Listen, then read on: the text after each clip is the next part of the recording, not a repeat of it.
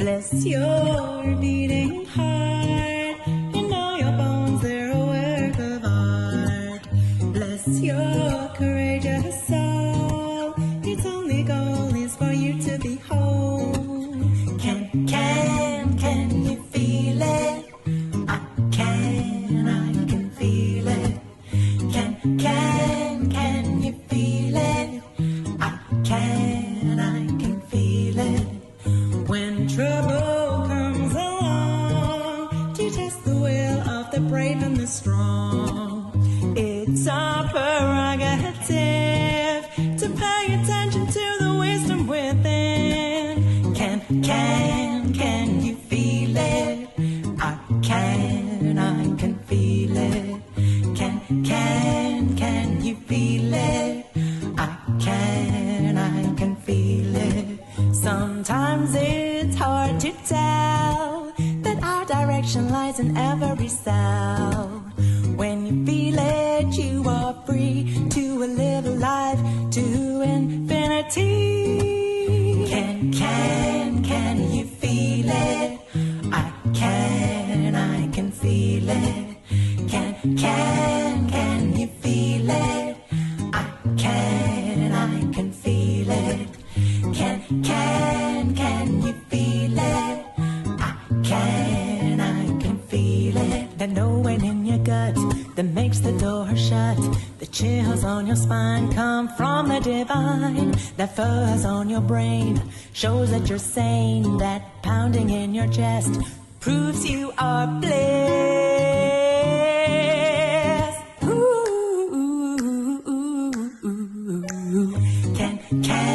Can you feel it?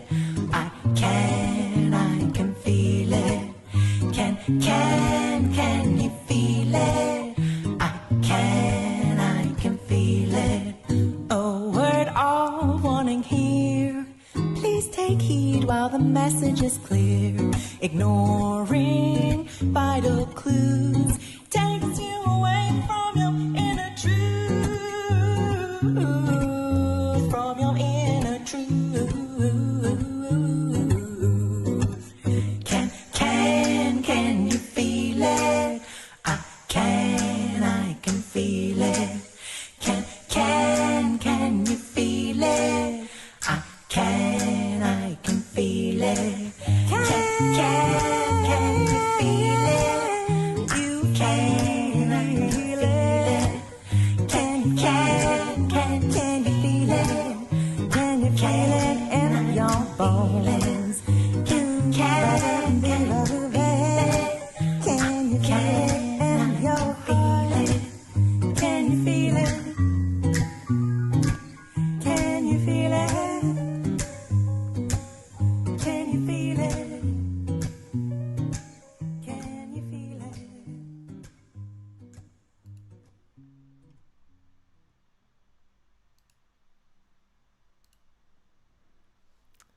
Hi, everybody. Good evening, good morning, good afternoon, wherever you are in the world. Let me know if you hear my audio all right. Last time I was streaming, it was fading in and out, but I think I've got the problem fixed. Wonderful to see you all here this evening. Got a whole bunch of stuff I'm going to go through and cover. Some interesting topics, random clips, things tying into everything from biogeology to the great trees to meltology as well, and geopolymers, and just a whole bunch of random stuff. So been a while since I've streamed, and I had to take a break from everything for my health, and I haven't really shared much about my personal life. I've shared about my past because of the hacking story and the book that I came out with, and I've definitely shared my journey as I've dug into all the topics that I've covered on this channel. But I'm kind of a recluse and a bit of a hermit, so I tend to keep my private life to myself. But the last few years have been very challenging for me, and I feel like I finally turned a corner, and the time out that I took has been essential for that. So I've been focusing on spending time in nature, reading books again, playing guitar, and a whole lot of exercise. So I'm actually in the best place physically and emotionally that I've been in for a very long time. So yeah, a lot of energy, and now I'm going to start channeling it back into creativity. Got a whole bunch of stuff that I've got planned to do on this channel, and otherwise. Yeah, over the holidays, I'm going to take a little break and go on an adventure, and I'm also planning on getting to the recording of the audiobook, which will definitely take some time. And yeah, so hope you're all doing great, and life is good wherever you are in the world. I owe the subject of today's topic to Derp. He got me on to the topic of road cuts, and I think you'll see when I get into that later in the stream that it's just another one of many data points that really lines up and dovetails perfectly with this great tree hypothesis, and the quarries do as well, and a whole lot of other things that I'll be covering. So yeah, how is everybody doing? How is the chat going there? Good, my audio is good. Is it fading in and out, or is it like a constant solid, volume? Yeah, Stacy says amber is petrified tree sap. I've covered that topic a lot. I would say a better way of putting it is that amber is oxidized tree sap, because it's not really petrified. It's not stone. You can actually dent it with your fingernail, and it's only a 2.5 on the hardness scale, diamond being a 10. And yeah, so the what I would say is petrified sap is actually a lot of the quartz that we see around the world, and I'm going to be covering that tonight as well. So let's see. Let me just check my notes here. Some updates on a couple of things. Let's see. We'll start with this one here. And it's been a while since I've done this, so bear with me. OBS can be a challenge sometimes, but yeah, for those of you who don't know, I published my book, The Hacker Prince, in September, and sales are going slow, but that's also because I've done virtually nothing to promote it apart from doing some interviews, and so I have no one to blame but myself. But it's definitely been quality over quantity, because the reviews that have come in have been overwhelmingly positive. I've gotten some really great comments from a lot of people who I have a lot of respect for, several of whom are published authors, and they've had nothing but great things to say about it. So it is the holiday season, so if you're looking for something fun to buy for people, it's a book that really crosses a lot of different genres and appeals to a wide audience, everything from teenagers to people who are tech enthusiasts from their 50s and everything in between. So check that out. Read some of the reviews on Amazon if you like. And yeah, and what else? I am happy to say that I've been invited back to speak at Anarchapulco. Here's the book cover, the front and the back. Whoops. So this will be my second time attending the Anarchapulco event, and let me get things out of the way here. I have so many tabs open, I'm surprised my computer's even functioning right now.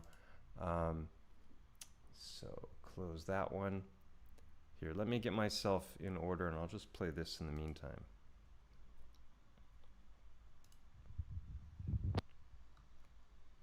Somebody asked about Hangman 1128.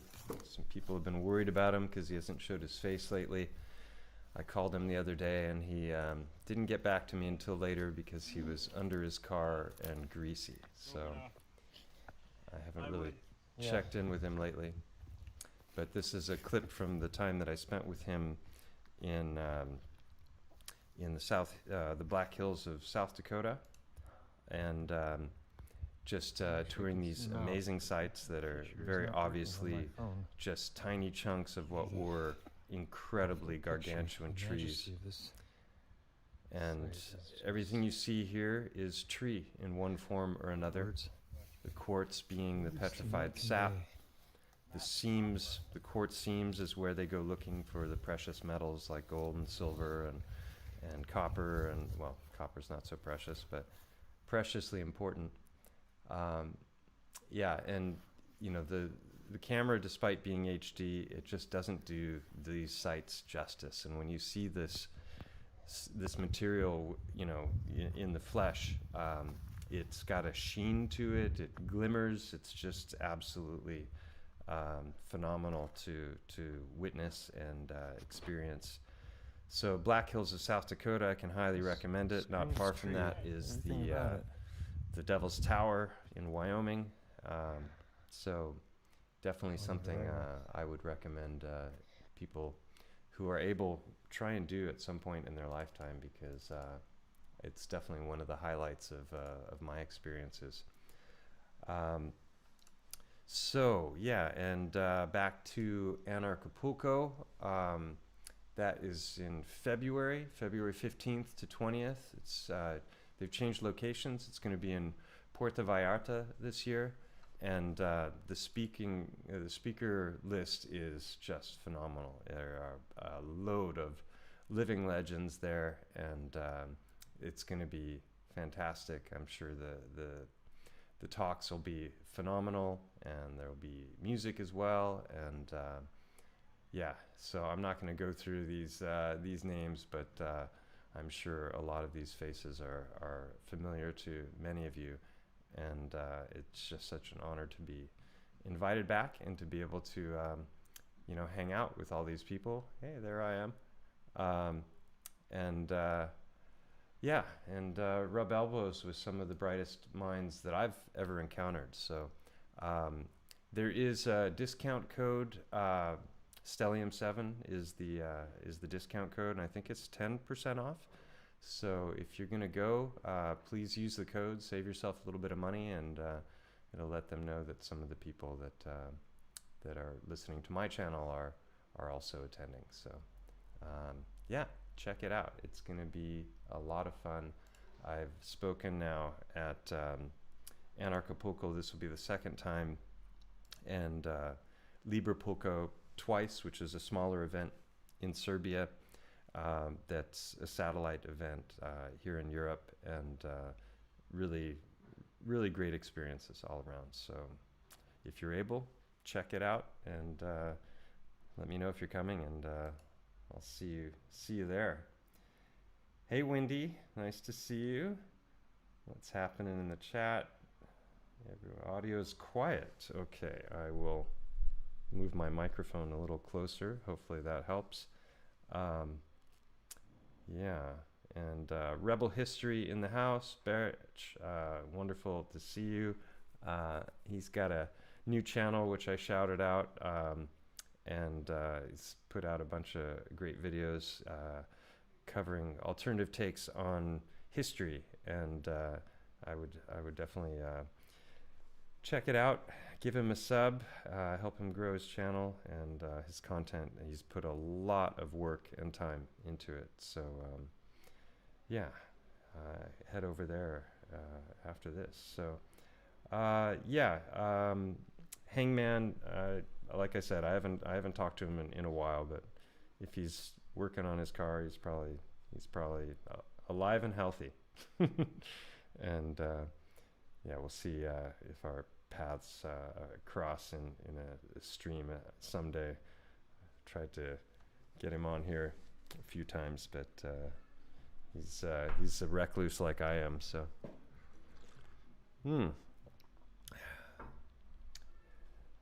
Yeah, my volume is low and I've got it maxed, so I'm not sure what to do about that other than bring the mic even closer. So just have to make do. All right, so next order of business, I just wanted to give another shout out to my friend Howard.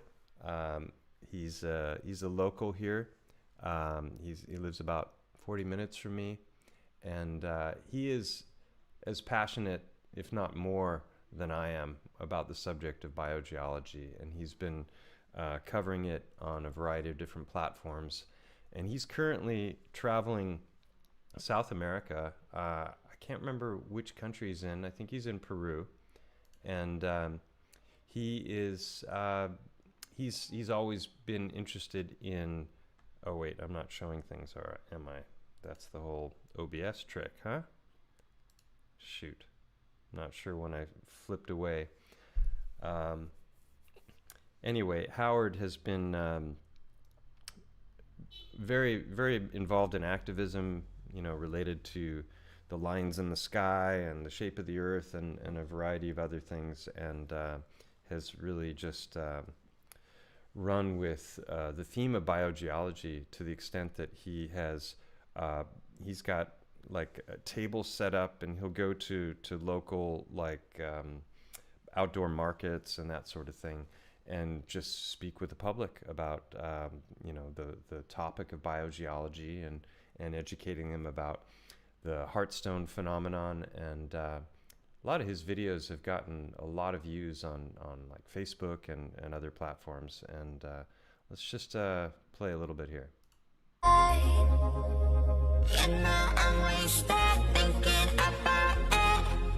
Actually, I'm going to turn it off the sound. I don't want to get nicked for the music. But he's going to the schools. He's spoken at some pretty big events there, and teaching people about a lot of different rabbit holes, and you know, showing them how to identify different features in the stones that are indicative of biology.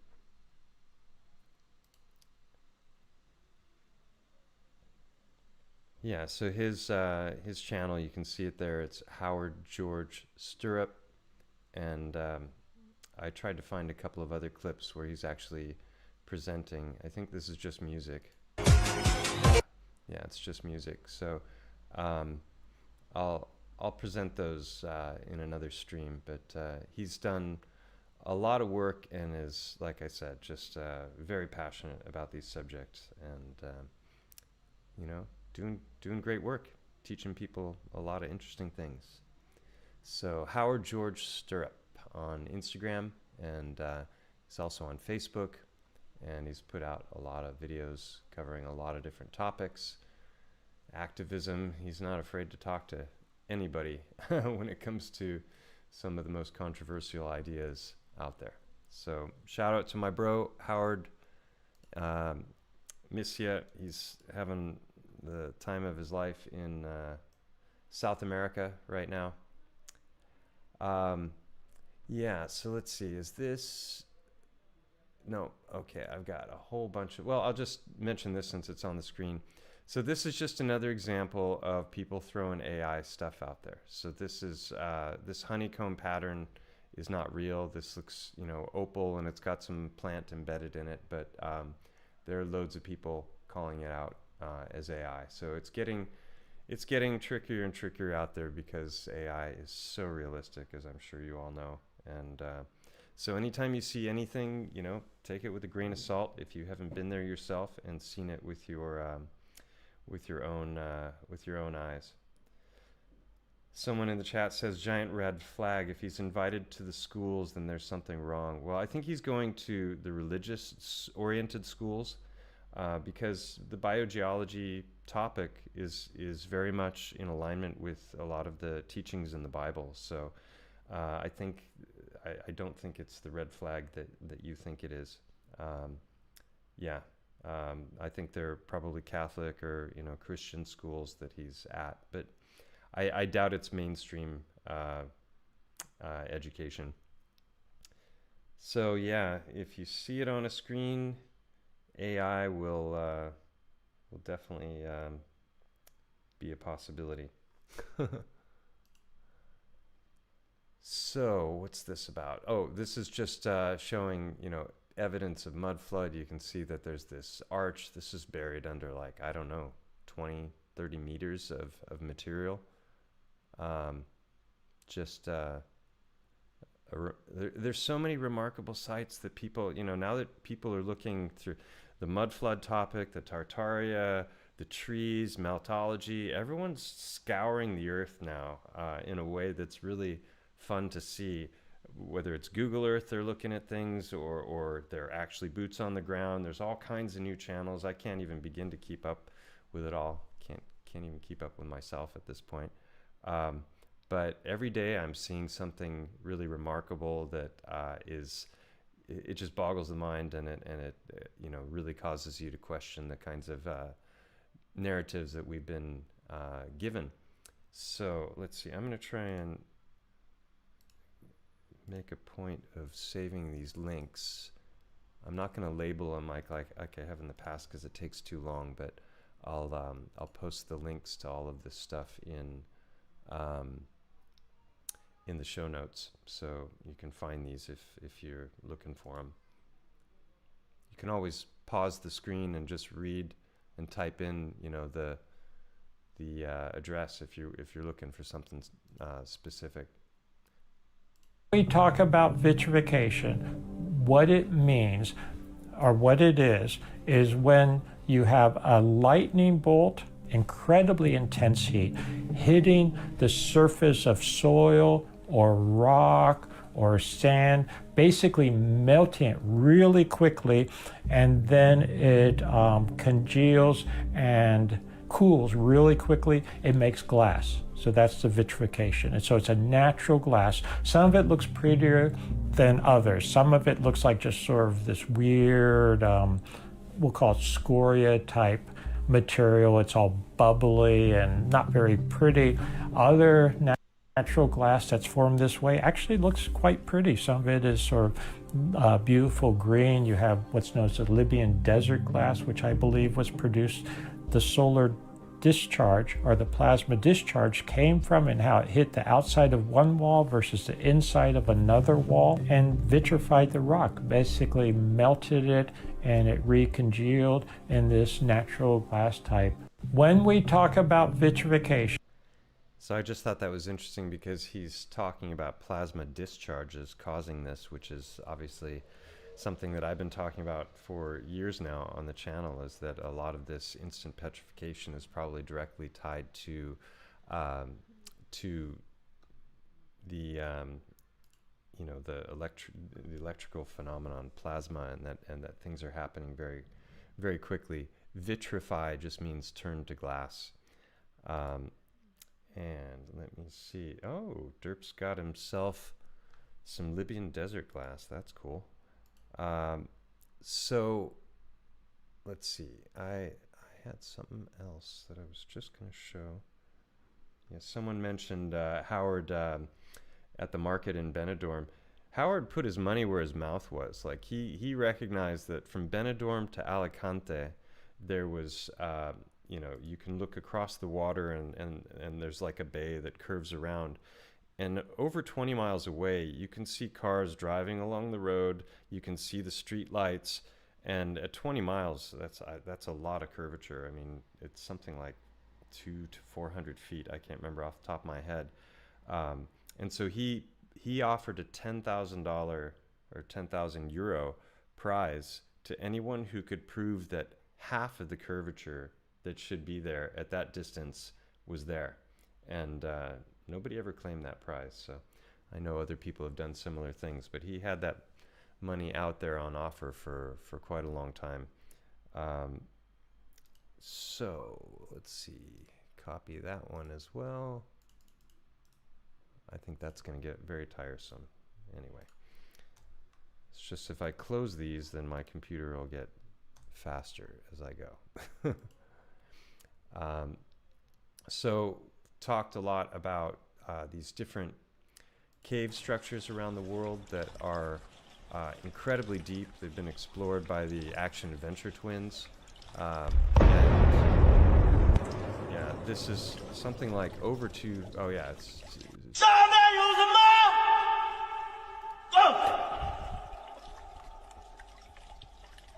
just falls and falls and falls.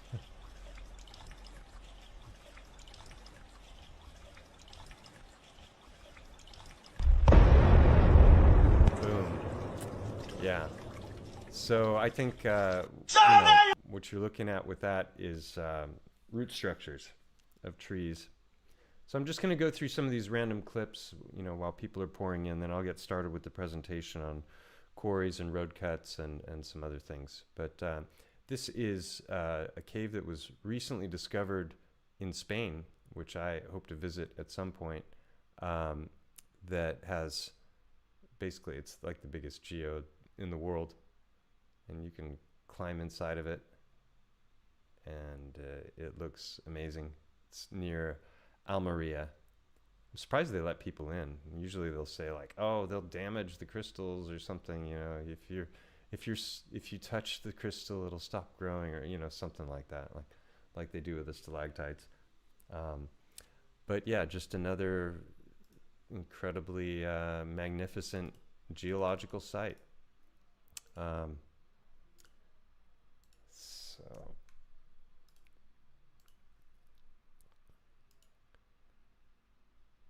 Divine precision.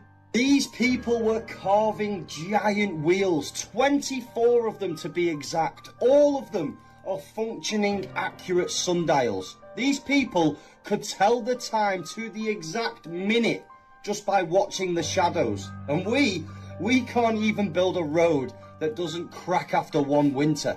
Oh, and get this, ancient texts say that this temple once used to have a floating magnetic stone suspended mid-air between two poles. The whole structure was powered by magnetism. Try explaining that with your "we evolved from apes" science, It gets even deeper. This temple was built with 7 horses pulling the chariot for the 7 days of the week. It had 12 pairs of wheels for the 12 months. The sun's circuit gliding perfectly over the flat horizon, all honouring creation and not chaos. They understood energy, frequency and the balance of life long before we started calling destruction progress. Now, fast forward to today, we worship screens, Wi-Fi and celebrity culture, whilst ancient people worshipped the greater light and truth. So we build concrete boxes and they built living temples of geometry. Yeah, so I'm hearing my mic is still very low. Is that true? Is it low for everybody, or is it certain of you that don't have high volume? Thought I had that worked out. Sorry, folks. Yeah, so these structures, they're so fascinating, and you've got you got laser technology that's carving incredibly intricate things. I have a clip for that somewhere in here. But to think that they carve some of these places out of solid blocks of stone is, I think, ridiculous. There's definitely something else going on.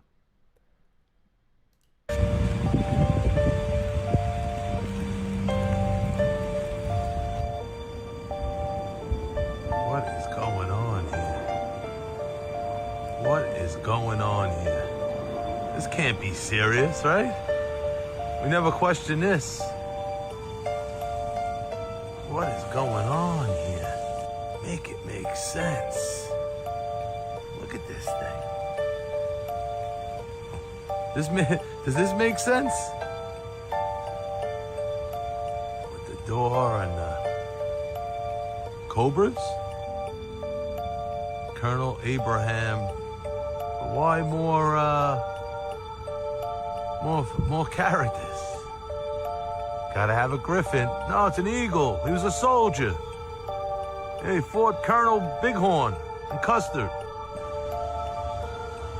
Burnham. Okay, I just tried boosting the audio. Let me know if that's any better.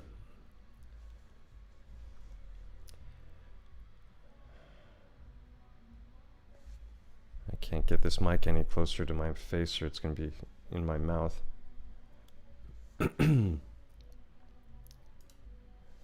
Anybody know how to boost the sound in OBS? I just tried turning it up another 10 decibels. But I don't know if that worked or not. Better? Ah, good. Okay, wonderful. All right, so yeah, onward and upward. This is a very unusual site. So clearly this material was once soft and to the point where they could just put their hands in it and it's smeared. And that's sandstone, and we're going to get into sandstone shortly when I get to the road cut topic. But what a place, huh? Like, it's just mystery upon mystery the more you dig into things here. Like this place, for example. What in the heck was that?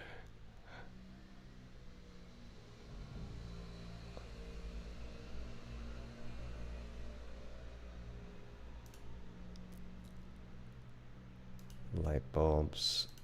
All right.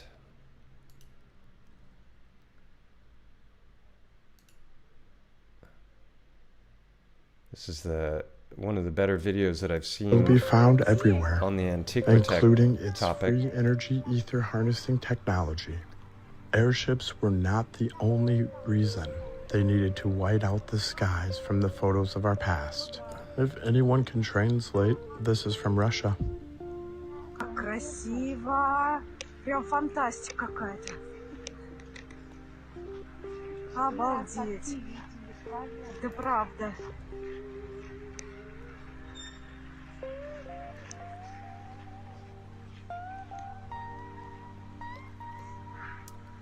Pretty interesting, huh? Doesn't look fake. Стоит, а там вот эти облака.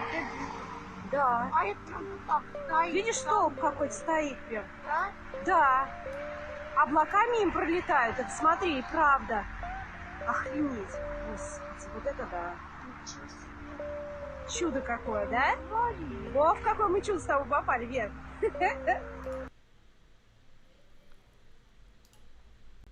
So, this is a massive volcanic eruption that happened recently, and just see how much ash is spewed up in the sky from a smaller volcano. And I've said it many times, imagine if 1,000 of those were going off at the same time with even bigger plumes, how much ash would that put up into the atmosphere? And the volcanic ash is conductive, so that's where we get the biggest plasma storms. So definitely, when you're looking at eschatology, cataclysm, you're looking at something like that, probably, but on a much, much grander scale. So this is, there's a lot of videos now, people covering all these different sculptures. Some are saying that they were once actual bodies, that they had a petrification technology. And I've talked a lot about Girolamo Sagato and Paolo Gorini, who knew how to petrify all things flesh. And there's museums with their works in them to this day. And so this could be some kind of 3D printing technology. It could be geopolymer, where they've carved it out of something soft and then basically use that as a mold. They've got these devices that can do incredible sculpting now. Geopolymers are definitely a thing that was far more advanced than we've been taught. We're told, about Roman concrete and whatnot, but I've mentioned several times a two-part series by the observation deck. It's on geopolymers, and he goes into old texts, and they're talking about being able to make granite and marble and all kinds of different stones that we are told are metamorphic stone that have been formed from millions and millions of years of compression and pressure, but they were able to produce those. And that ties into also, like, there's certain artifacts like the diorite vases, which are found in different parts of the world, where these are vases that are very fine and have narrow necks that you couldn't possibly have carved with the technology they had at the time, because these are like a 9 on the hardness scale. Like it's just crazy how brittle and hard they are, and yet they're carving these incredibly fine pieces of pottery. And I think it's far more likely that it was geopolymer, and this was an interesting thing. I've spent time in Disneyland and other places where they create all kinds of fake rock, and sometimes they can make it look really real, and it just makes you wonder how much of the realm that we're looking at that looks like real stone is just a bunch of shaped concrete. Things that make you go, And the great Kent Hovind. Fossils, trillions of them. I got a museum up there. Whoops. And you got to come see our museum in Lenox, Alabama. But there's a lot of fossils, but they don't talk, and there's no date stamped on them. These fossils simply indicate they've died and they were buried quickly, exactly like what happened in Noah's flood. Has to be that way. So fossils could not prove evolution at all. If you found a bone that looked half human, half monkey, that wouldn't prove anything other than it died. No monkey today can produce anything except baby monkeys. Apes make baby apes, chimpanzees make chimpanzees, squirrel monkeys make squirrel monkeys. There are no exceptions. And what is the argument around that? Maybe we'll witness something over the next million years, or what do they say about evolution not being witnessed? I say, well, then it's not science. Science is what we can observe, study, test, and demonstrate. If you can't observe it, study it, test it, demonstrate it, it's not science. Even if it's true, it's not science. Here's a definition of science. Knowledge gained from using observations and experiments. Okay, every farmer will tell you they've observed cows make cows. Mm-hmm. Nothing else, no exceptions. Science comes from the Latin word scientia, which means knowledge. What do we know? Well, we know cows make baby cows. That we know, we've seen that. Do we know then that cows are related to a mosquito? No, that you'd have to believe. That's where it becomes a religion. Definition of science, knowledge in the form of testable explanations and predictions. Religions attempt to understand and explain the world, but religion is not considered science. I would agree. Mm-hmm. You have to believe that some animal in the past was able to do something that no animal today can do. They make these absolutely stupid family trees and put them in textbooks, and the kids are taught that an amoeba turned to a ladybug and a human and a dinosaur. We all have a common ancestor. Which goes against what we see in the universe of entropy, right? Things typically go the other direction. They don't go from simple to more complex. Right. There's no fossil record. There's a lot of fossils, trillions of them. Yeah, so Kent Hovind, he's been around for a long time, and he's been challenging geological narratives, coming at it from a biblical perspective, but he also has a dinosaur museum, so I'm not sure how he reckons with the contradiction between Dinosauria and the Bible. But dragons existed. There was loads. I think I have a clip on that subject as well. So let's go to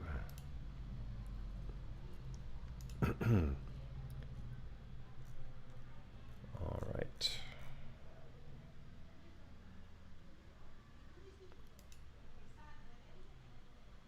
There we go. Okay.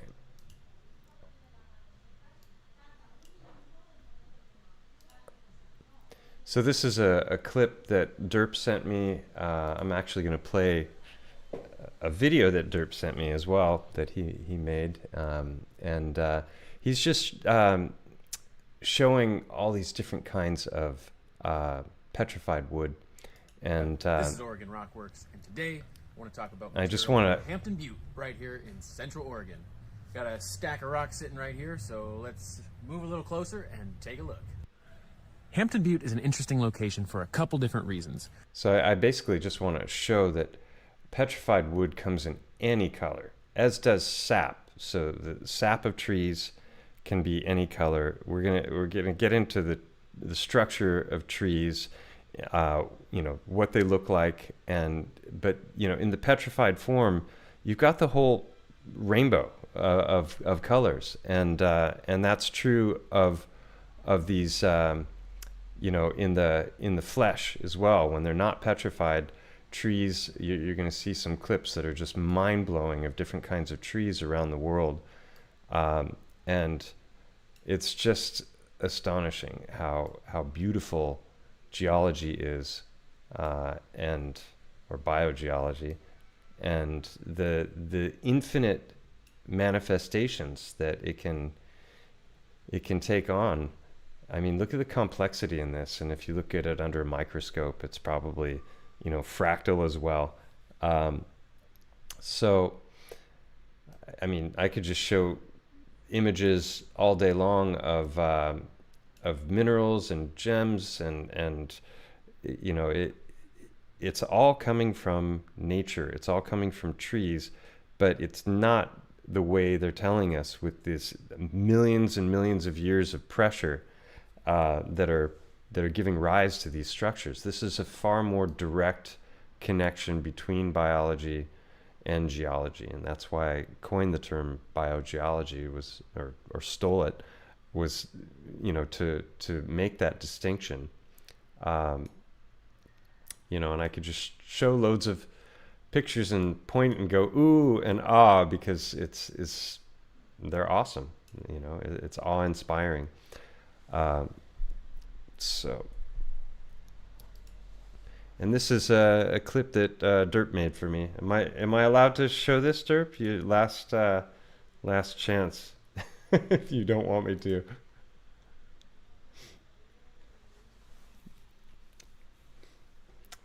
Going once, going twice. All right, here we go. Yo, Mike and anybody else that watches, this is just kind of a spur of the moment, winging it. Just had a train of thought hit me hard, and Can hardly hear it myself, and it's maxed. Here, wait. There we go. And this guy here, the Australian guy. But here is a pretty interesting side cut of a hill. You can see a massive burnt layer at the bottom. And to me, that's the trees and other vegetation, because it's not just going to be trees, it's going to be everything. We're going to have tons of grass, like everything, not just one thing is going to get large. And then all the gravel and potential hearts, organs, and whatnot left over that hardened underneath it, which is pretty interesting.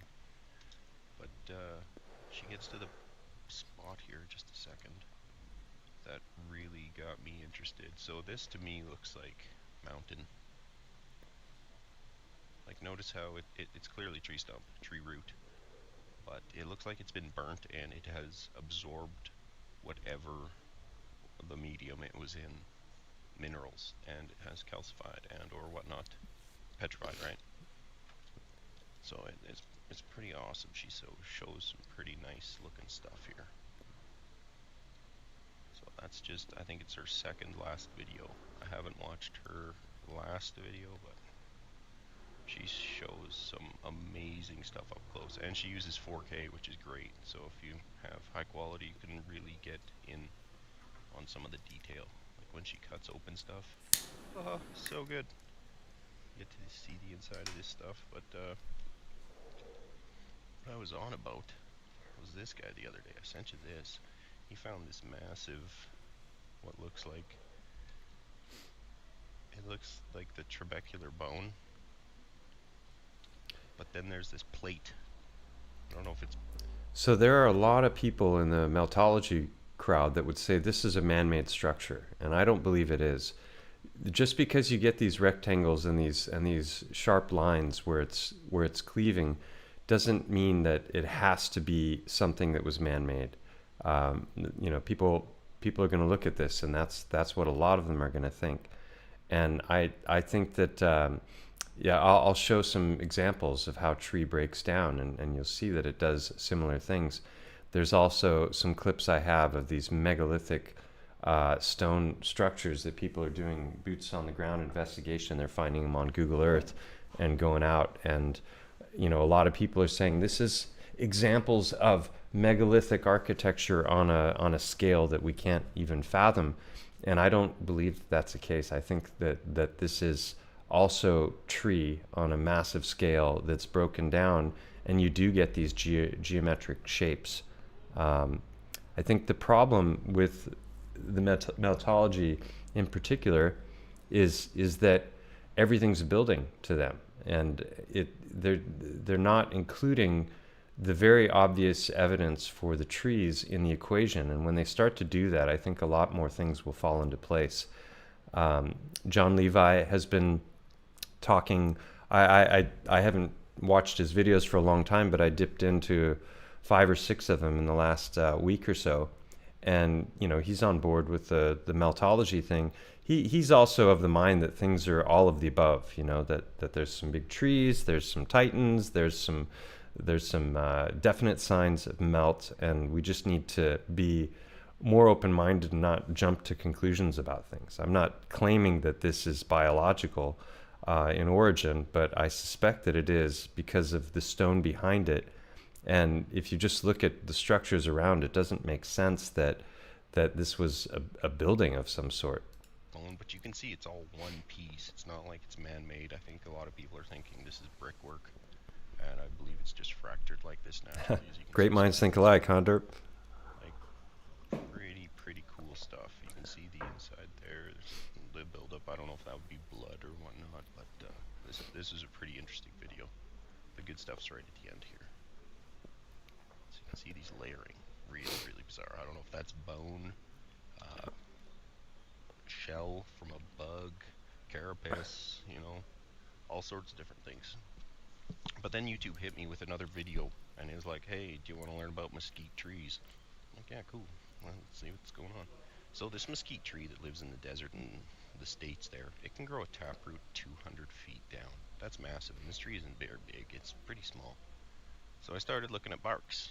I'm like, I wonder, well, yeah, look at the diversity. Like, everything that we see on Google Earth can be explained with tree. The bark, the outside. And if that peels off, essentially, right?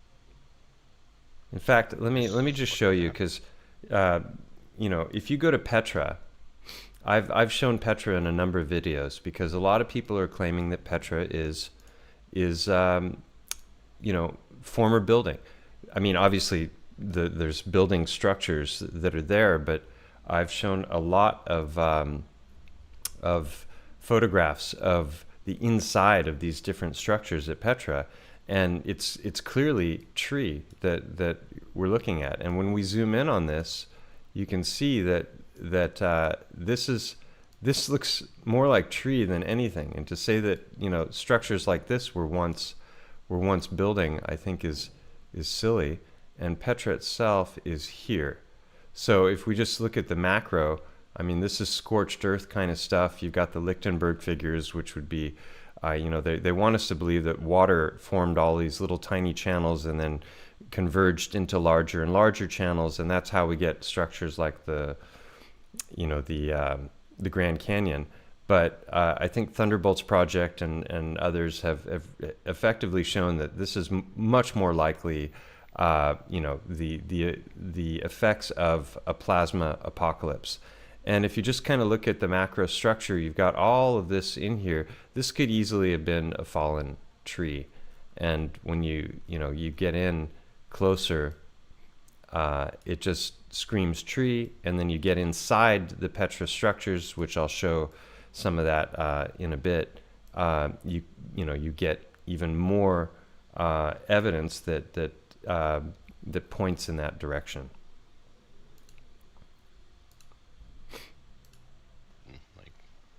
Not all the bark's going to end up face up, right? So you look at pictures of inside of bark and you're like, holy crap, that's what I'm seeing out there. So there's so many different types of bark, and like this over here looks like northern Canada. like the top of Saskatchewan and whatnot, just pitted with all these weird little striation and lakes and whatnot. Same with this, like chocolate hills. Like it's really, really bizarre stuff. And then, like, what do these trees produce? Seed pods of all different types. This is just mesquite variation. Like it looks like little worms and all sorts of spears.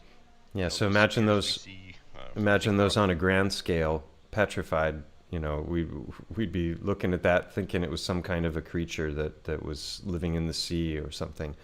But the diversity of different types of trees, the way they grow, the kinds of wood, the sort of sap, everything is it's never ending, the possibility. And then you have the different ways in which it would petrify, depending on whether it was from high mineral content waters or really high temperatures or plasma. Each one of those would probably yield a different result. Roger called them hair follicles or something. It could just be these all lined up together, like in little clusters. There's one that's like, where is it? This guy. Very bizarre looking. Looks like mimosa a bit. Packed in there tightly. Really strange. What else do we got here? There's the scar tree. So I think a lot of, if this is real and it's true, I think a lot of these burned. Knock them down, burn them. It's going to drop the O2 level in the air, atmosphere. It's going to. You're also going to get coal, and then when the temperatures are really hot, you get vitrification, and then you get obsidian. And I've shown how when you polish obsidian and you see it in the light, you can still see all the micro layering of the grain. And knots are particularly fascinating because they have just this incredible variety. And let's see, I took a picture last night. Where is it?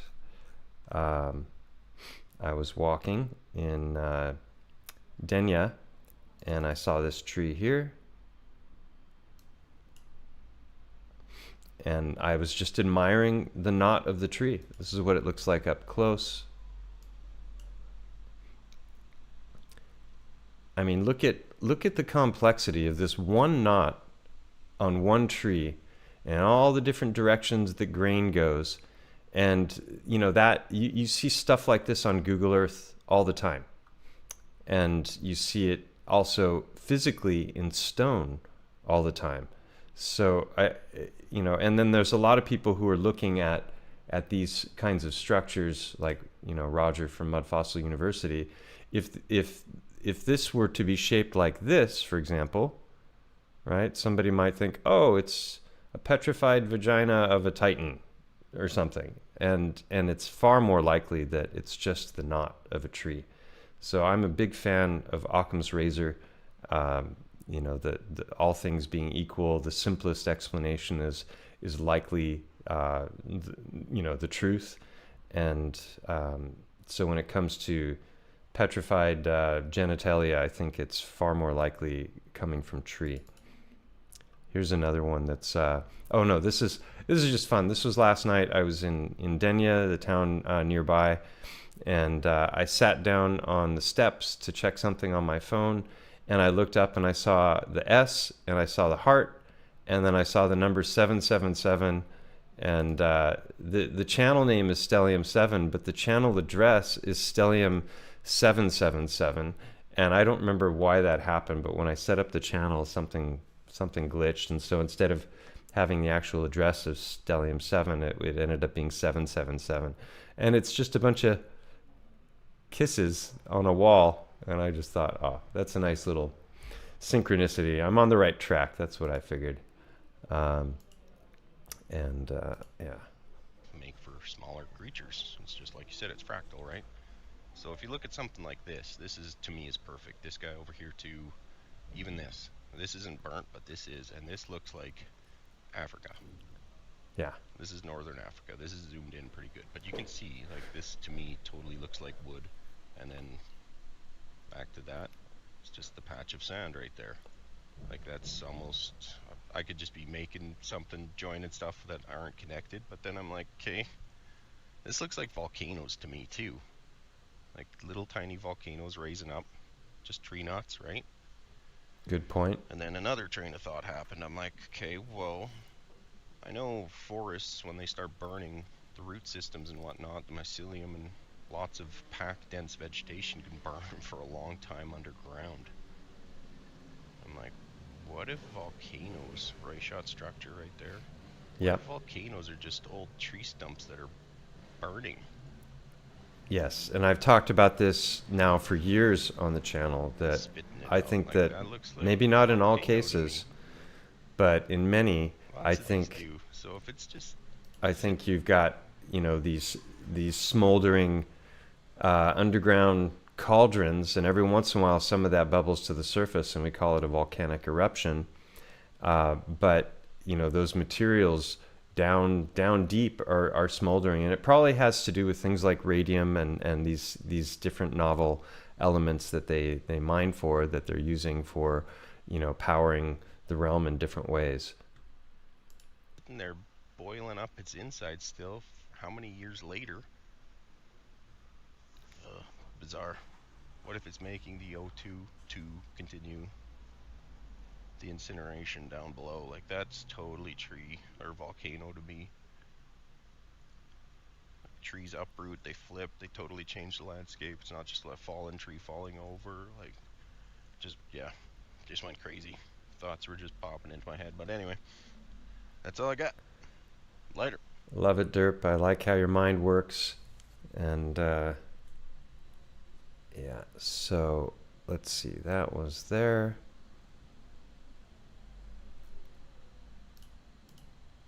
And this is another one Derp sent me. I've seen similar things to this.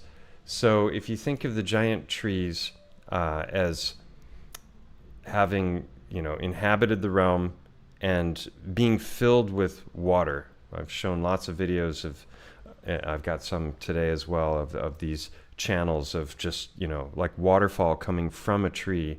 So you've got these big channels like what the Action Adventure twins are spelunking in, and the Tipuis with their never-ending waterfalls coming from the top of tabletop mountains.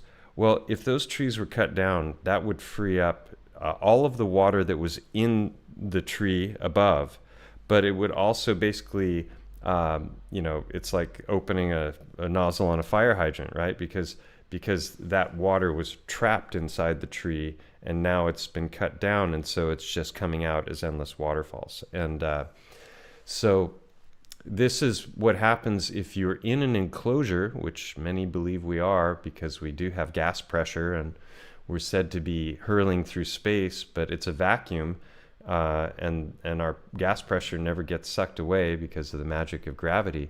But if we are in an enclosure and you set a bunch of trees on fire and you freed up a lot of water, might something like this happen?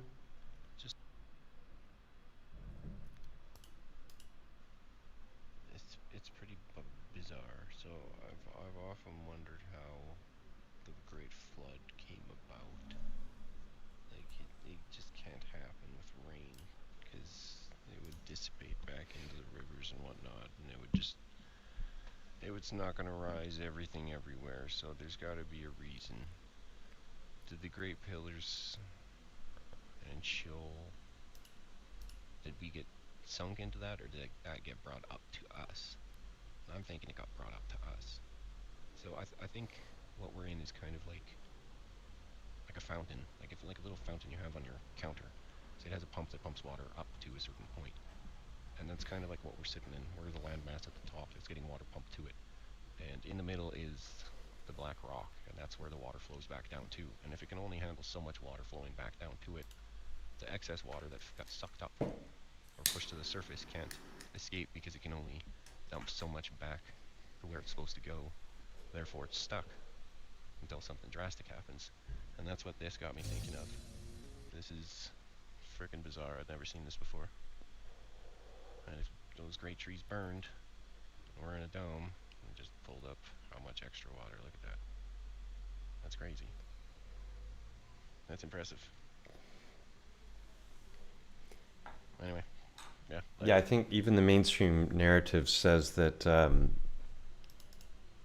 that we have we have our ocean levels are something like, what is it? It's like 400 feet higher than they were. I don't know how long ago. 400 feet's a lot. And if you look on Google Earth at land masses, you know, they show the continental shelves. They basically, they have these, you know, color coding of the lighter blue is shallower. So basically, if you were to lower the sea levels by 400 feet, everything that's light blue around the world would be land. So there was probably a whole lot more land once upon a time, and the ocean levels were lower. And I'll show a clip shortly that's also you know, tree stump-esque. Was it this one? Yeah, here. So, you know, if you're looking at this kind of a structure, typically it's basalt, and the official story is that that's formed by cooling lava.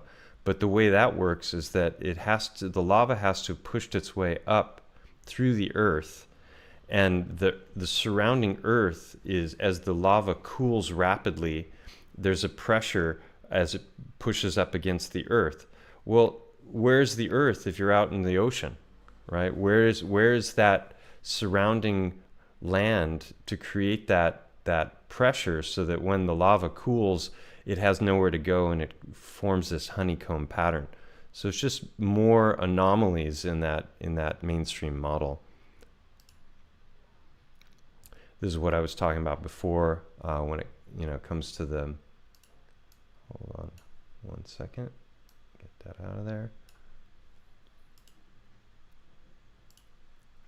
When it comes to the, you know, the waterfalls spurting from trees.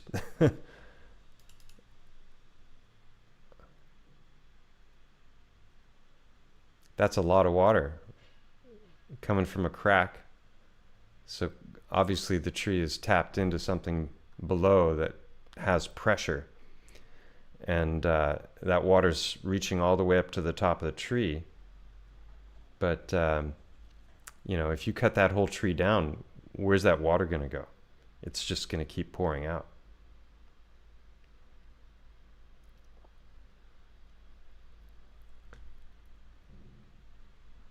All right, I was going to try and save all the clips, but I'm just not going to get to it. So just looking again at this subject of sap, and this is one tree, and if you think of, you know, this petrifying, you're going to get all kinds of different shapes, and all of that is coming from one single tree.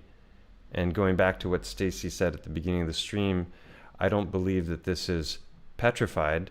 I believe that it's oxidized, right? It's clearly not stone. It's still attached to the tree, but it can get pretty hard.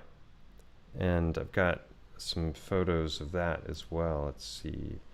If we go into, just quickly look at some photos of sap and the way it manifests. It's like scabs for us, right? It comes, it heals the tree, and so in the work of Hangman and what I've shown before, the sap is petrifying to quartz in different ways, and you know, when the heat is high enough, it's gonna turn black. It's gonna become like coal or obsidian, and it also probably depends on the starting material as well. Mica is embedded. The mica is the bark of the tree.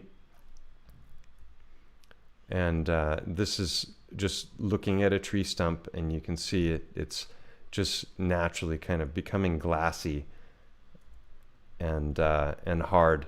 This is all just oxidized sap. So, you know, if you have that buried in high mineral content waters and those minerals embed themselves into that material, then you're going to get petrified sap in that fashion as well.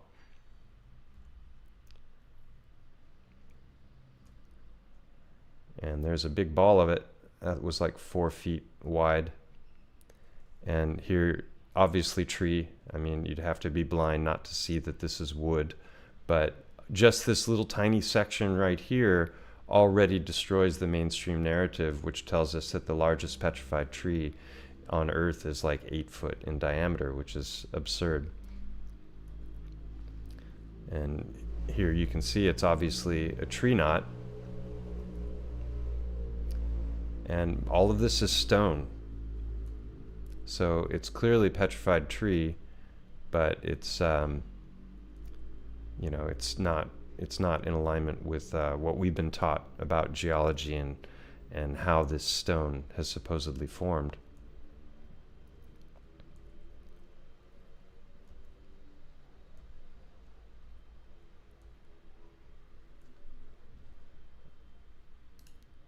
And this is my favorite of all the different sites that Hangman took me to. It's so magnificent up close and seeing this. So imagine this on a larger scale. This might only be maybe a foot wide or something, but imagine something similar, but this is 30 feet wide. And that's exactly the kind of thing that they would dig into looking for gold and silver and copper. And you can see it's almost like there's like a rainbow of color in there. It's mostly white, but if you look closely, there's all kinds of other colors and hues.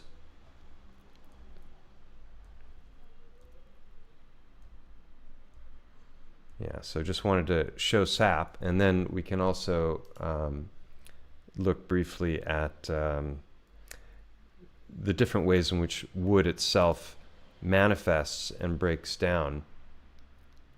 And this is what, when I get into some of these other video clips later, this is what I'm talking about, is you get these straight lines. So the tree is growing with the vertical lines, you know, that we all would expect. We're not seeing horizontal lines, but once the bark is removed, the inner structure of the tree, when it starts to break down, it cleaves in these lines. And a little piece like this, which you could hold between your thumb and forefinger, in, you know, the Black Hills of South Dakota, that would be 50 to 100 feet wide. It's pretty phenomenal to see. And then obviously it's gonna break down and become the forest floor. But if this were to petrify, it becomes sandstone, especially if it's cedar. And it seems that the greatest of the trees, according to the Bible and also to Hangman's research, were cedar trees. And so there's just so many things to contemplate when you're looking at geology through the eyes of, you know, the great trees, because there's so many different ways in which trees manifest, so many species, so many types of sap. And you can see, you know, if this were laying down and buried with earth around it, but was on a much, much greater scale, we would be told that this is all sedimentary layering that's been upended through tectonic activity, and that's how it swirls. Well, if it's brittle, how is it going to bend and swirl in all of these different ways? So that there would have to be heat and melt involved. And, you know, this is, it's just, I can just breeze through these. I mean, look at this. Imagine that big, and imagine it, you know, being petrified. Something like this, how does that end up looking? You know, if you're on Google Earth, you're probably going to see stuff like this, and, you know, not have any idea what you're looking at. And it's just more example of tree. And this is like what Derp and I were talking about earlier, is that this is Google Earth and this is a tree stump, so or you know, tree knots. So if you look at the reshot structure in Africa, which is here, could that be a tree knot? People think it's an eye, some think it's part of a dragon, others think it's Atlantis, but for me, Occam's razor is that is a tree knot that we're seeing. Might not be. I'm not married to the idea, but it's definitely it's definitely within the realm of possibility or plausibility. So you got trees that look like rainbows. I think this is done by man when the tree is small. And then again, here you have a tree knot. You can see this is completely different from what this is as far as the type of wood. It's obviously harder. And so you get these swirling of the knot, and then you get the breaking down, and you get the blocks. And it can be oxidized and white, or it can still have all of its color. And it can petrify with the color, or it can petrify oxidize. And this is what I was talking about before of one of these little chunks being this.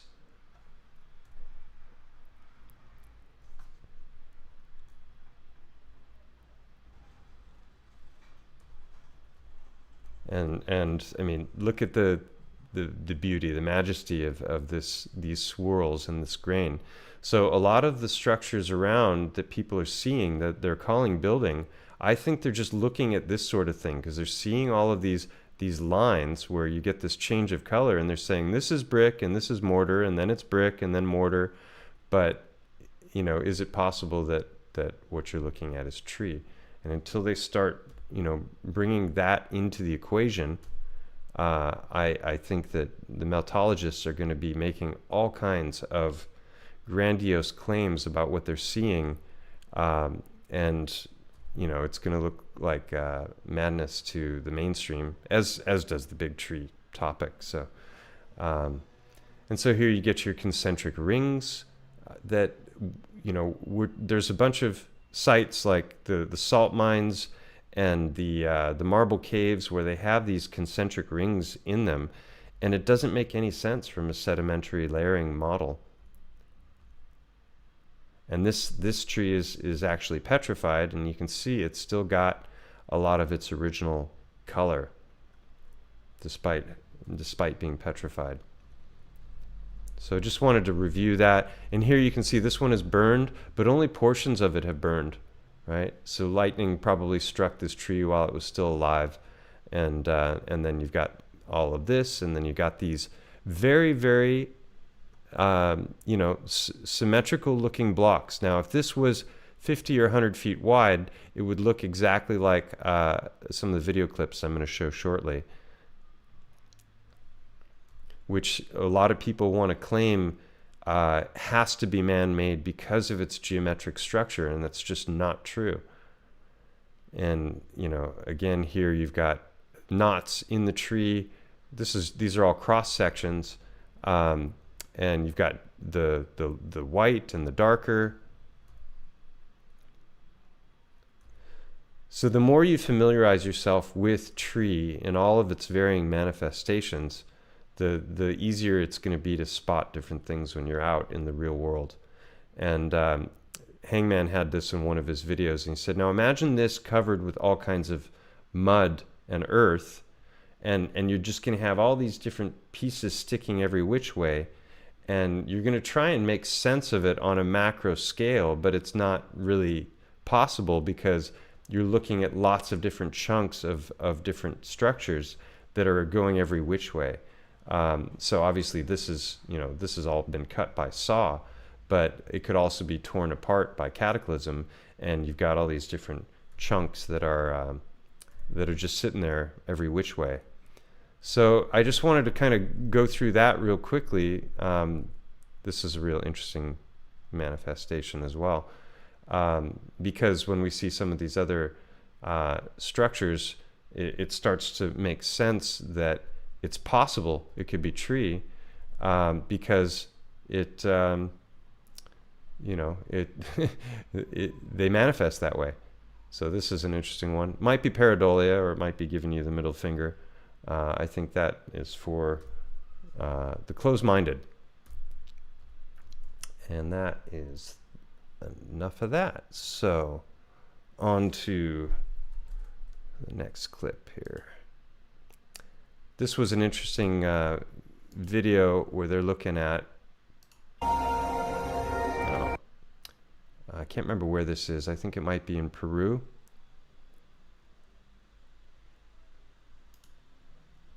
You've got all these wild, you know, clearly man-made or carved structures. My best guess on this stuff is it's geopolymer, because they didn't have the wheel in South America back when this stuff was built, or that's what I've heard many times. But you know, they could easily have used different materials to create stone. But this is what they're pointing at, which is so interesting, is you've got this rectangle and you've got this triangle. These are clearly man-made. And so then the question is, when you look at the larger structure, what is this? And a lot of the meltologists will say this was former building and it got hit, and this is the traces. Well, you definitely have structure that's in that mountain that's, you know, carved. And did they carve it while it was stone, or did they carve it while it was a softer material and easier to manipulate with more primitive tools? I don't know. I think using the word primitive is a mistake as well, because we think of the ancients as primitives, and all of the most magnificent architecture in the world is ancient. So we're the primitives if we think they were. This is a site, I believe, here in Spain. And again, the meltologists are going to call this former building. And I think it's far more likely that what we're looking at, this is obviously sandstone layering, but I think it's far more likely what we're looking at is the remains of tree. And, you know, I don't have a problem with them having carved into the stone, because I don't think it was stone when they did it.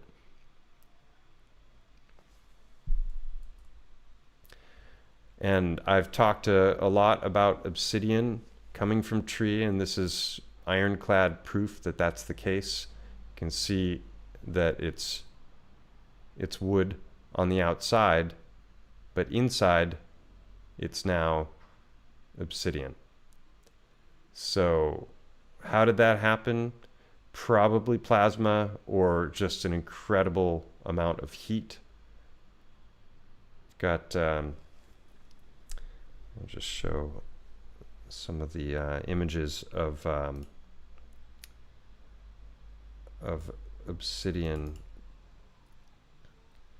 trees. Here we go. So this is a structure in Oregon. Wait, where is it? There it is. And I've seen, these are just screenshots from a video, but when you see this area here, you can see all the micro layering of tree, and then there's this section in the middle that's vitrified due to heat or plasma, and then if you take one of these chunks out and you start to polish it up, you're going to end up with rainbow obsidian. You can see the micro layering is still there even though it's vitrified. And I've shown video clips. This is rainbow obsidian, and this is an obsidian field, right? So this is like, that tree got hit. That's all I can say. I mean, this just looks like it's mayhem. So I think we're when we look at this kind of stuff, tourmaline, obsidian, you know, they've got all these different Latin names, but you're just looking at different manifestations of you know, how the tree breaks down and what happens. And here you get the mainstream narratives on what's happening and where this is coming from. But I think it's you know, when you start to look at all of the different data points in favor of the trees, the stumps, the tepuis, the marble caves, the salt mines, you know, all of it, and you just see it all as a gestalt, then it you know, Occam's razor works way more for explaining this with, oh look, there's another potential stump there in the background, right? And then this is just a field of obsidian. So something was here and something got hit to the point where it started to melt. And there you can really start to appreciate the beauty of the obsidian and how it's still got all the swirls of the tree grain and the micro layering. another obsidian flow.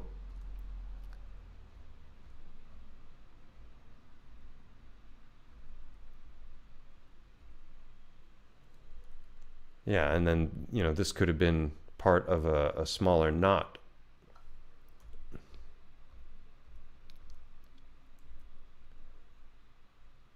And then coal, you know, what, like if you put coal, or sorry, if you put wood underground and burn it, and it burns in an oxygen-free environment, you're going to end up with coal. Or if it's done right and it's truly oxygen-free, you're going to end up with biochar.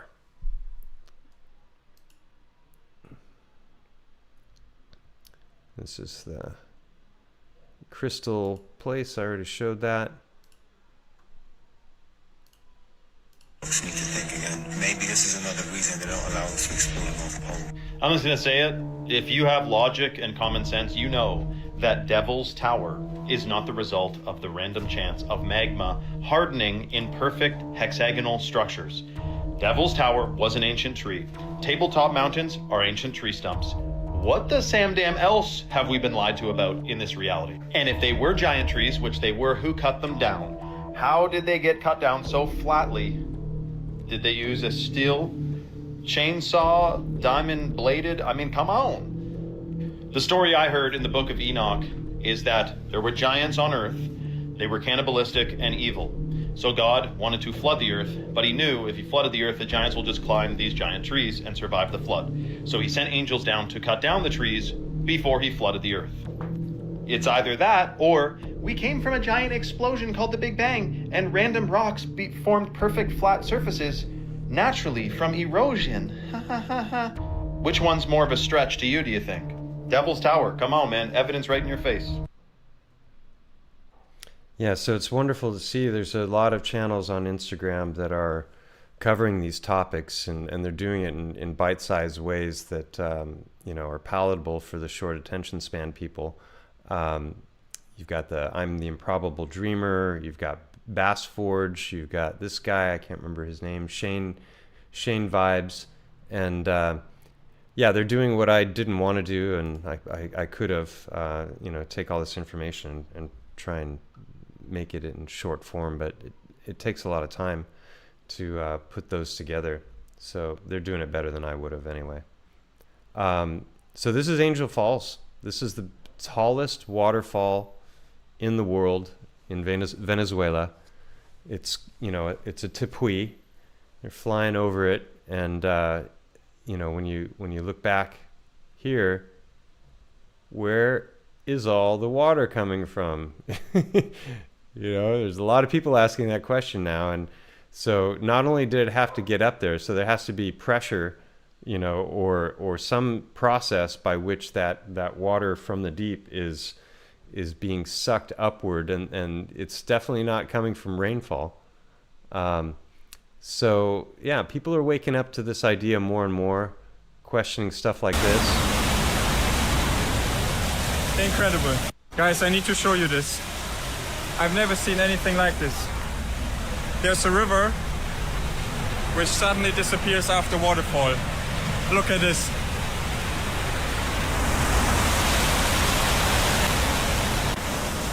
Where's the water going? It's just gone. This is crazy. There's the river on this side, and then comes around the corner here, and then it's just disappearing.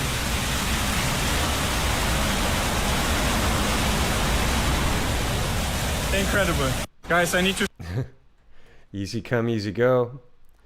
Here's Bernie. He was out touring the land, and he's saying that this is not natural, and I don't agree with him. Just because the there's... wow factor of Utah is... well, wow. We have the beehive. Wow, the beauty. And we got Aiden and Carol walking up to the cave. What are they gonna find once they're inside? So even if they find structure inside, it doesn't mean that this was once a building. And I'm going to go into just showing native sandstone briefly here in its myriad of formations. We're taught, the sedimentary layering model. This is Red Rock, I think, in Boulder. And when you see things like this, a lot of the meltology people are going to look at something like this and go, this was once building. And I'm just like, how can you think that? It's just because you have this alternating striations doesn't mean that it's brick, mortar. Something like this, where these are going upward like this, and then it's horizontal here. This is exactly what tree does. This is not abnormal for tree whatsoever. And you can see, again, the layering, swirls, just weirdness. And it makes way more sense when you look at trees. And this, where are the openings? If this was once building, is this all melted brick? No way, Jose. So the meltology people need to up their game and start incorporating other theories into their theory rather than just rejecting them and calling everything a mountain that was once a building. I mean, look at this. This is so clearly biological. There's no way that the mainstream narrative on how this formed is accurate, and there's no way that that's a building. It's clearly biogeology.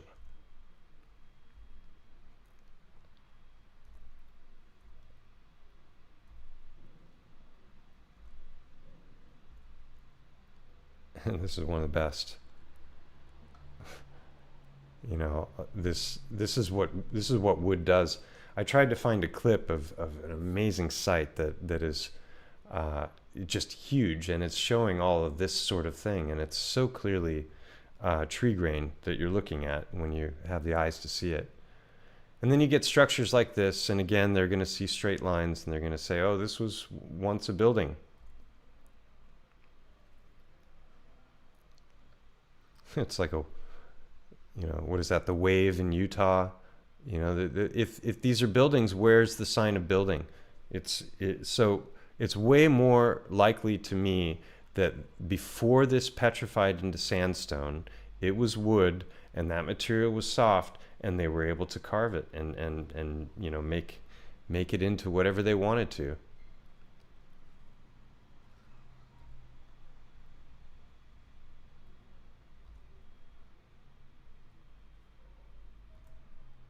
Yeah, so just wanted to show some sandstone.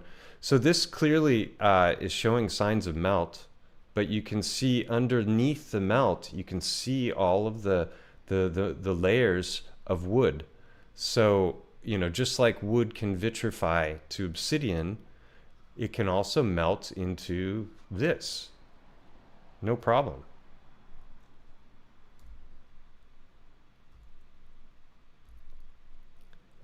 I could show you pictures all day long. And the nice thing about a huge amount of what I have gathered in my collection is that it was all before AI took off. So, or not all, but most of it.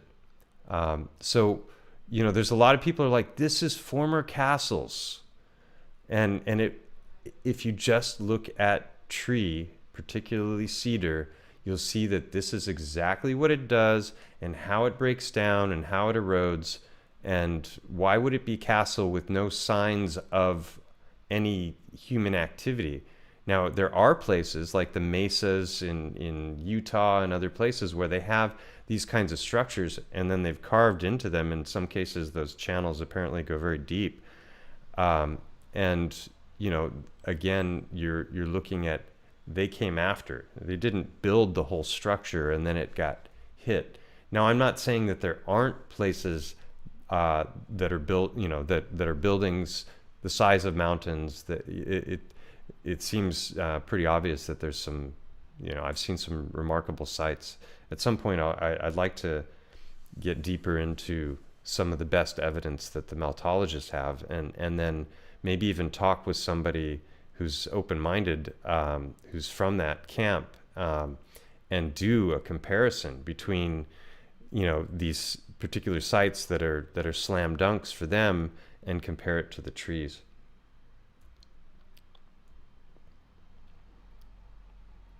This is it has a very Garden of the Gods feel to it, which I got to visit with Hangman.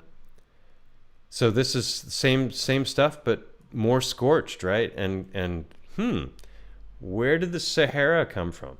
Like, let's look at Google Earth again for a second. So if you think of this as a tree stump, all of this is desert now. And if we go to somewhere like Madagascar, which is still, it's not desert, it's green, you get into these different places and you're like, oh, look at this. They're going to say this is basalt, and this was volcanic activity, and it got pushed upward and then rapidly cooled. But it sure looks a lot like a tree stump. And when you get into it up close, you can see, look, there's even a knot, right? All this, if this was just lava and basalt, why does it have this grain and this color? So that's just one of many on the island of Madagascar that there's one, there's one, there's one, there's one, there's one, there's one, another. So, and then also, if the oceans were lower, how many of our islands around the world are just these? What we call volcanoes, are they not just smoldering former tree? It's definitely a possibility. And so back to the Sahara then. Right? If you think about, what if there were a whole bunch of these trees and they got hit and then they got petrified, and then what was wood became sandstone? Well, what happens to sandstone when it breaks down? It becomes sand. And you can see all this flow, like going from here. Obviously it flowed out into the Atlantic, so the scarring across the earth of great cataclysm and flooding is undeniable. All of the religions talk about it, and even mainstream science, but they give us their 65 million year asteroid strike that wiped out the dinosaurs. Got a fun clip about that in a moment. So yeah, scorched earth, and then scorched tree, and then it becomes this. So maybe that explains why this sand has that color to it, and it's not white.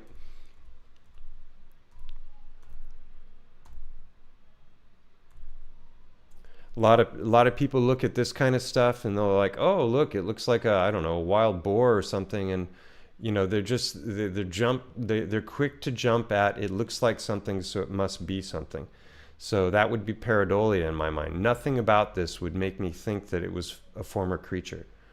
But a lot of people see that, and then they start outlining the facial features, and they don't realize that they're just victims of pareidolia. And this is, so again, like, why is this in here? If this is sedimentary layering, what the heck happened here? And if you just think of this as something that was formerly biology, then it makes sense that it's going to have different forms of tissue. And I could go on and on and on with that. But so I don't think for a second, Bernie, that this is former building. I know you do, but it's to me it makes way more sense that this is former tree, and then they carved into it. This guy, a lot of people sent me this, and they didn't even realize that he was being ironic. It's kind of funny anyway, so I'll play it. Why not? AI photon protein fiber beams at Devil's Tower, and you are not going to believe what is inside it, it changes the whole history of not only America, but the world. Devil's Tower is in Wyoming, and it's a structural edge that's mysterious because I'm an Eagle Scout, and if you look at the rock formation edge, I don't think it's solid, and a lot of people are like, it's solid all the way through. So I, with my friend Dr. Remy Demi, shot the world's best, this is it right here, Protein Fiber Beam AI LiDAR technology directly at Devil's Tower, and this is the imagery it gave back. There are chambers inside the base of Devil's Tower with, you can see a passageway right there. Here's another angle of it, of another view. And it's just insane. It's blowing our minds. We don't know if this is a Native American chamber, if it's an alien chamber. So now we're trying to get access to that passageway. We know the door is amongst about right there, but we are trying to get permits so we can dig down and access the door and go into the chambers. I'll keep you updated. Follow me and I'll keep you updated on what we find. We hope to get the permits next week. And I'm just super excited to go in and see what it's all about. I shot LiDAR AI photon protein fiber beams. LiDAR AI photon protein beams? I can't even remember what he said, but yeah, that's hilarious. All right, onward. Our world. This is what the Bible told us. This is what our ancestors told us, that we used to live in a much bigger realm. And I want you to ask yourself this. Does this truly look like... Okay, this is annoying to me because this is clearly AI. It would have been really easy for Sheldon to check that. He threw in, right at the beginning, this is also very obviously AI. Let's see. Mountains or trees, got no problem with that premise. I knew that these mountains were actually petrified colossal trees. Look at the wood structure here. We know that this is wood. And then have a look at the side of this mountain. It is wood, guys. It is petrified wood. I mean, look at this. Buddy literally goes to a side of a mountain and just starts peeling the wood away. Look at how massive this is. That's one of Hangman's clips that went viral and got millions of views, but few people have credited him for it. And these guys are just soaking up all this information, but they're never crediting the people they're getting it from, which is really annoying.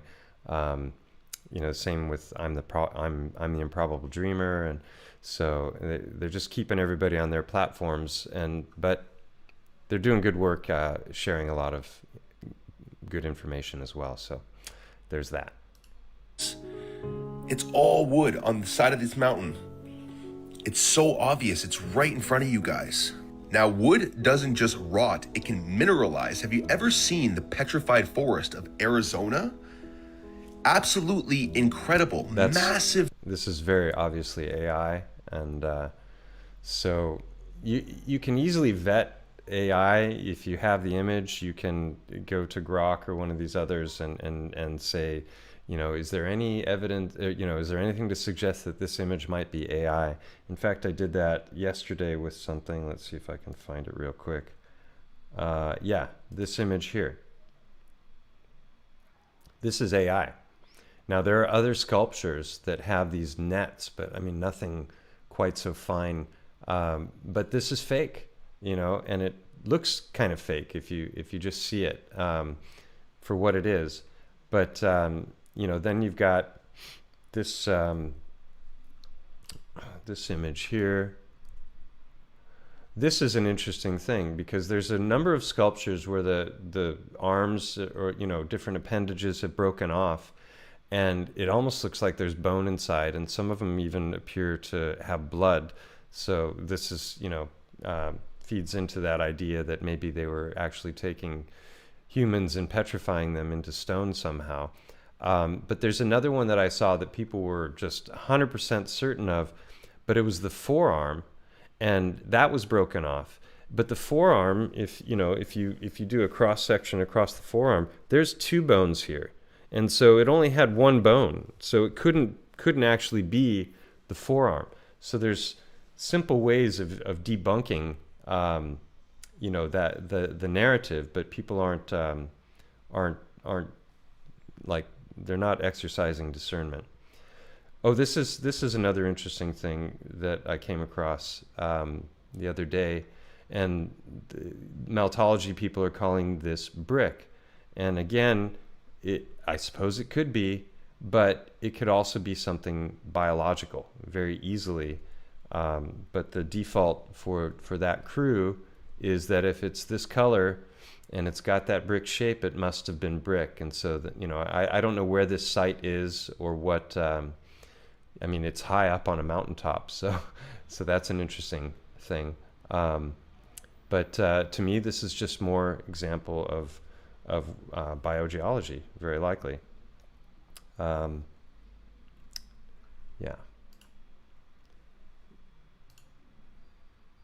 Of trees that have been petrified and turned into crystal. And these massive petrified trees can be found all over our world. This is what the Bible told us. This is what our ancestors told us, that we used to live in a much bigger realm. And I want you to ask yourself this: does this truly look like AI? A mountain to you? Or does it look like a tree stump with a... Yeah, there is a site that looks like that, but that is clearly manipulated and AI. Flat top.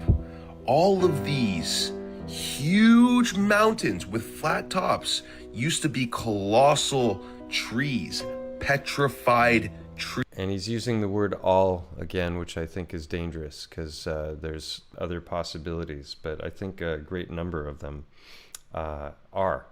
And yeah, so this was an interesting one as well. Show you what I just found in the mountains. So just look around. All of this is just fragmented pieces of petrified tree, and then this steampunk technology. And this is high up too. So like, how did they get the machinery in there to do this? It's wild.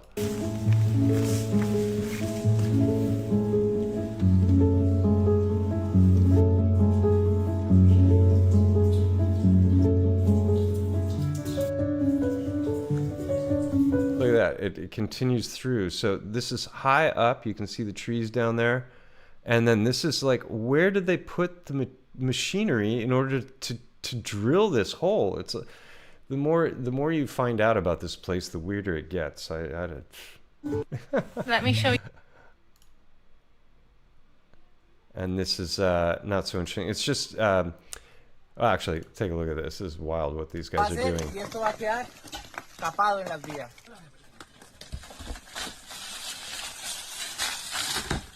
Y este es uno de los fósiles más grandes que hemos encontrado de este cementerio. This is one of the largest fossils we've encountered in this area. Piedra redonda puede contener conchas o amonitas fosilizadas.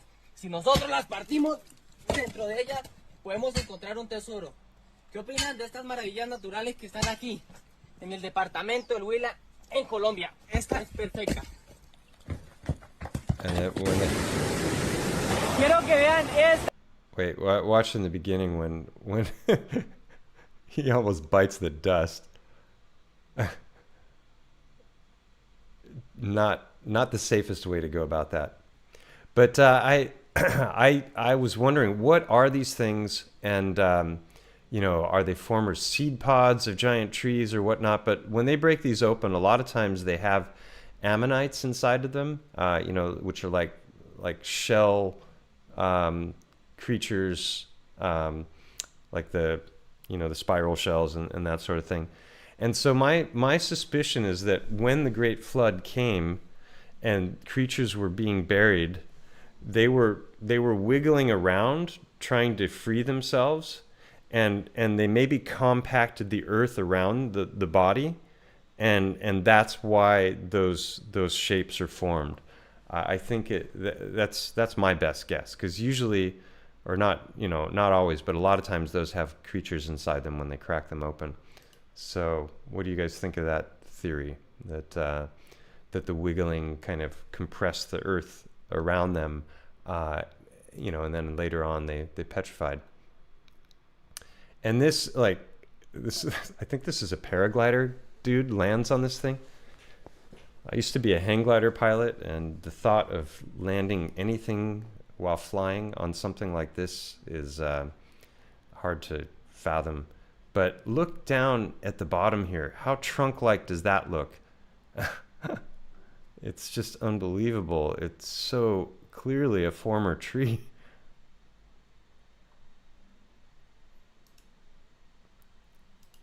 And this is AI, but I thought it was entertaining, so I'll play it for you. Botanical Preserve, home to the world's last population of the incredible world tree cypress. Believed to have been planted here on the northern California coast by a group of early human floramancers nearly 30,000 years ago, the titanic trees of Gaia's nursery are, despite their enormous size, barely adolescent. If allowed to do so, these trees will reach heights of nearly 6,000 feet over the course of their 500,000-year life cycle, with roots so deep and strong that they will eventually draw heat energy from the Earth's mantle itself. Visitors are welcome to touch and climb amongst the roots of the trees, and to bask in the incredible vitality that these magnificent trees are known to exude. Carving or vandalism of the trees and illicit sap harvesting are strictly forbidden. Any visitor found to be engaging in such acts will be banned from the park and charged with grand arboreal desecration, a federal crime that carries potential penalties ranging from a $200,000 fine to 30 years in prison. Want to know more about... It's a brave new world, folks. You know, some text prompts and you can create something like that with AI. Someone said about the ammonites and those concretions. I doubt they needed to wiggle, Michael. The shell composition alone probably reacted with the mud. That's a possibility as well. Yeah. And this is wild. Look at this. میجوشه میبینید که عنصر متضاد اون آتش هم داره اعلام موجودیت میکنه. واقعا شگفت انگیز.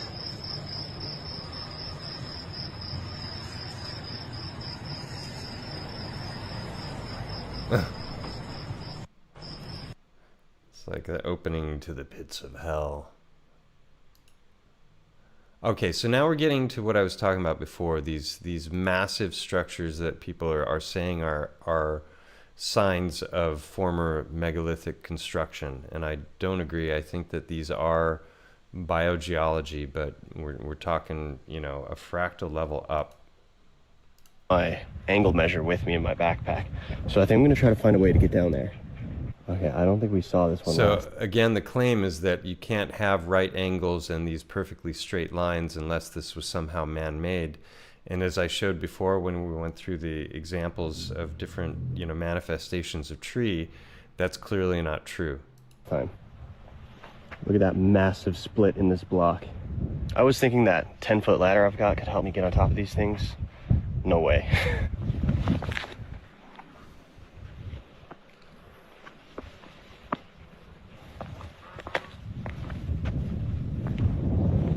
All right, I think that is one of the most impressive blocks of stone on this entire cliffside. And somehow we did not see it last time we were here. All right, now we're going below the cliff layer on a hunt for more petroglyphs and to see these immense cubes from the bottom up before we start heading up the point.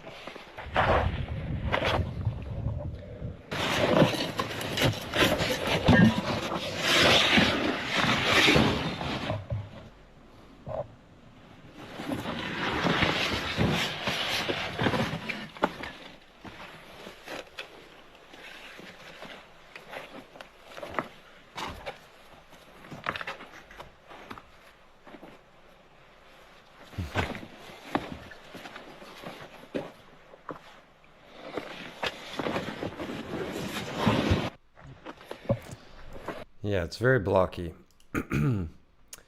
This guy found this on Google Earth and went looking for it. I mean, it's nice to see people actually getting out there and looking at these things up close and personal and with drones. But to think that this is somehow man-made, I can't see it. It makes way more sense that you're looking at a chunk of what was a very, very large tree, and this is just how it's breaking down, just like in those examples I showed earlier.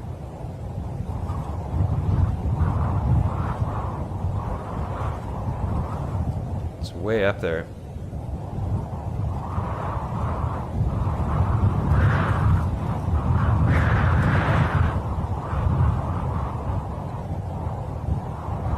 pretty wild. You know, he could be the first person in a very, very long time to even be in that location just because he was cruising around on Google Earth. So, you know, play on Google Earth and see what's in your region, because you might be surprised by what amazing sites are there.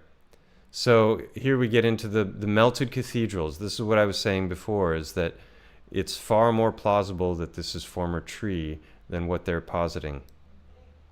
Now this, oh, I missed it. I thought you could use a slider on Instagram, but I guess not. Or maybe it's only on the app version. So the so again, if you look all around, this is looking like tree, and then it's carved into. And if that were soft, they could have done amazing things, you know, while it was still malleable. But to say that it's always been stone, and then they somehow got tools and machinery up here to carve into solid rock to create these structures for who knows what reason. To me, you know, the other option sounds more plausible. And so they're just pointing out all of these openings as proof that it's a building, when it may not be that.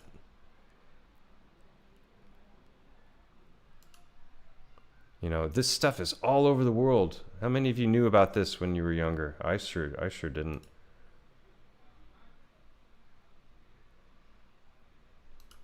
And here, you know, this is Bologna in Italy.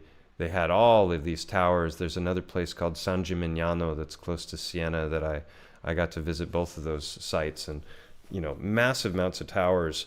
And so then their suggestion is that, you know, places like this became this. And I would say this looks more like the fragment of a tree stump. And they're comparing it to the cathedral in Milan, which I think is silly.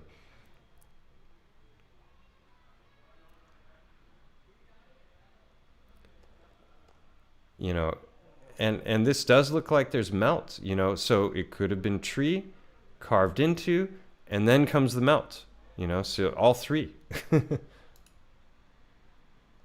Incredible places, though. I'd love to see some of these someday.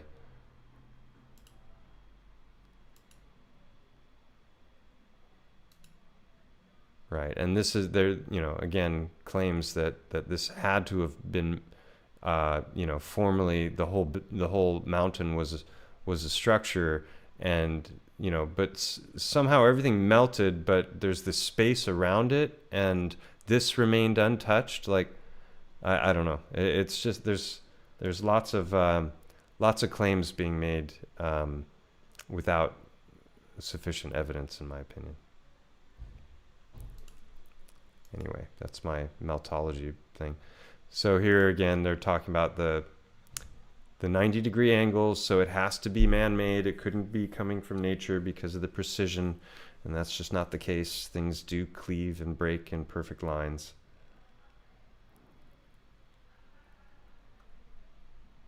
Nephilim, giants, and titans. Look at those blocks, man. Yeah, well, this is the new stuff he found. Look at these. These look like bricks. Or they could be dragon scales. Some people in the other video were saying this is dragon scales. This is a huge petrified, you know, deceased animal. Or just part of tree that's starting to break down. Now, this looks cut to me. This looks cut. Straight lines don't mean cuts, as I showed before with the different, you know, ways that the trees break down in the forest. I know people are going to say this is natural, but these look like bricks, laid bricks.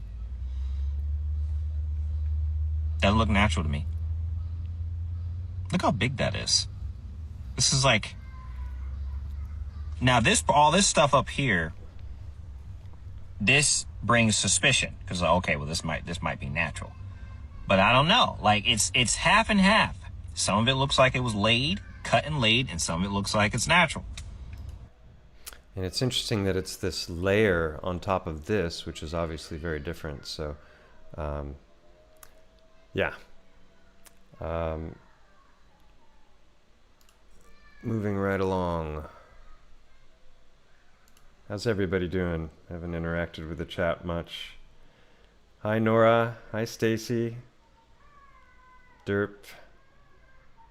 If anyone has any questions, put them in all caps, because I am glancing at the chat. But if you put it in all caps, then I can spot it easier. Flood idea. Yeah, highly dense or session.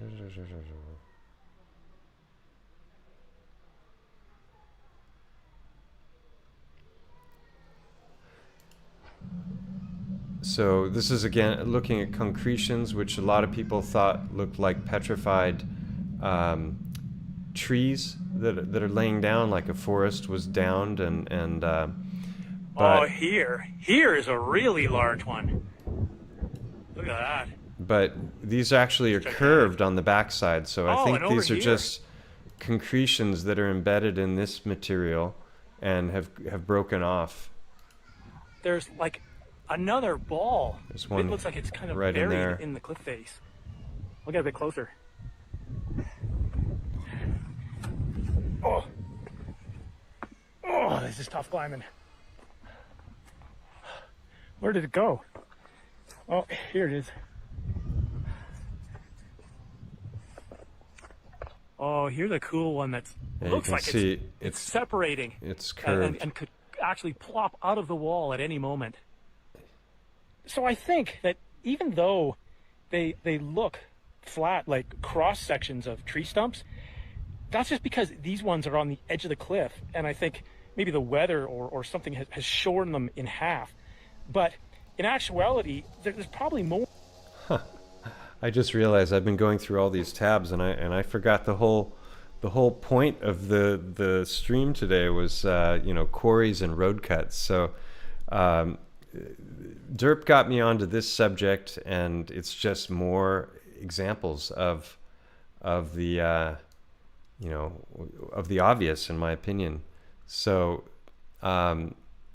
sedimentary layering, and then because heat or something, it's gonna zigzag, and then you see these curves, and there's no fractures. This is all very brittle material, but there's no fractures. So this could easily be explained as having formerly been wood and then petrifying, and then you wouldn't have to get around that. How does hard stone, do such a sharp turn like that without fracturing? But these are road cuts, and it's just another one of those, truth in plain sight things. What they tell us in the mainstream is that these are known as synclinals. And actually Montgo has one, and I've talked about synclinals many times in previous videos. And it's basically where they're saying the layers of strata, because of, some kind of action that is happening in the earth, are curving like this. And again, you get up close to it and you might see cracks, but oftentimes you'll see these curves in stone, and there's no fractures. And so if you just start to think of all of the examples I was giving of tree grain earlier, and you look at these locations, it makes way more sense. Here's a smaller version of the same thing, right? And this is a knot or a branch that has been severed. And okay, so if this was all curved layers, where did all the rest of the material go? Where is it all? And you've got this really sharp curvature, so it should be up here, the material.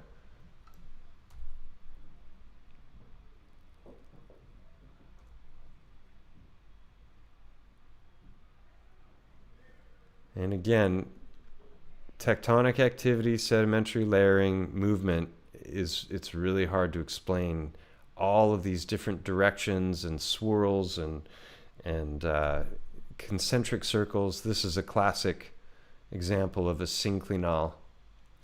Now, if you think of this as a chunk of a tree that may be extended backwards or something, that makes more sense that then this was part of layers that, you know, the continentals, the tectonic plates, they collided, and somehow this magically happened.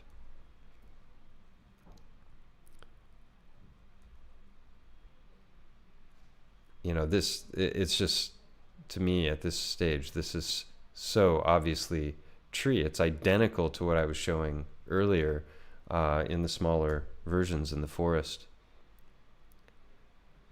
So yeah, when you're out driving and you know, go through one of these road cuts, you've got these layers going almost vertical, and then this is doing a smiley face, and it makes way more sense in a biogeological giant tree model.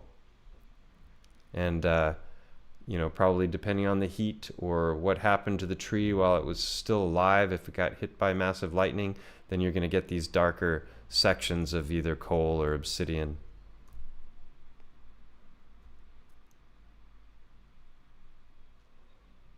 That's a pretty interesting site. And again, look at this. Okay, so sedimentary layering, how does this make sense? You've got these lines coming up and they just stop, right? And then you've got this swirl shaped like an M going through with this the repeating pattern of the different colors. And I just reject the notion that somehow this can magically come about by things banging together. It's just absurd at this point to me.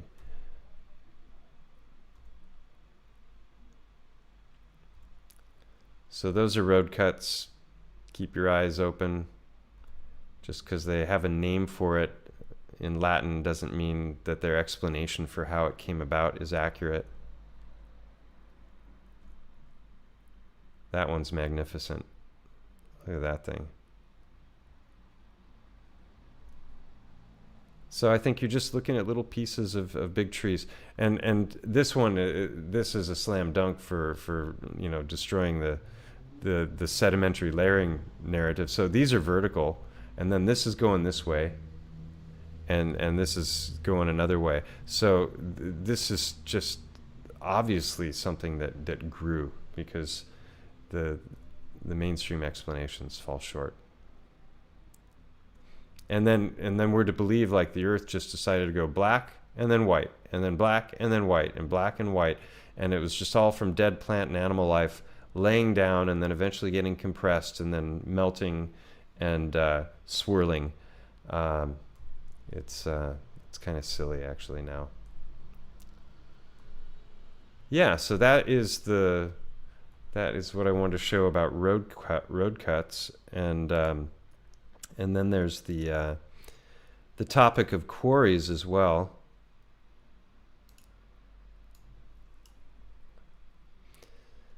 So I've looked at a lot of photos of quarries, and you know, I'm most of the time I'm just puzzled. These lines, they create these using diamond rope saws. So they drill holes in that they can insert ropes through, and the ropes are embedded with diamond, and then they just have a pulley system with you know, it's like steampunk technology, and they just have to use water to keep the rope cool enough that it doesn't melt. And then over time they can just cut through these massive blocks of stone. And they want us to think like those sites that we saw with the drone footage, you know, the meltology crowd, they want us to think that these structures are, you know, they're quarrying these and then they're moving those blocks up to those locations to create these megalithic structures. And I think it's more likely that, you know, that's former tree. Oh, I'm just looking at how trees grow. Or sorry, this is bone formation, osteocytes and osteons, and not sure why that's in there with the quarry thing. Oh, because I was thinking about it from the perspective of titans, where you've got the different grain of how bone grows, and then you have these lacunas, I think they're called, or these holes. Yeah, lacunae. So when you see some of the quarries I'll show pictures in a second. You know, it may not just be tree. Titans are also a possibility. So these are, I think, some of the best marble quarries are in Italy, you know, hence all the statues. But when you get inside of some of them, you can start to see the grain of the marble. And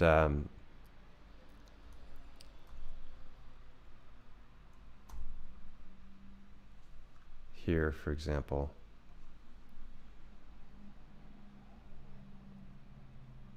This folder is a bit of a mishmash, but this definitely looks like it was done by machinery. I have no other explanation for that.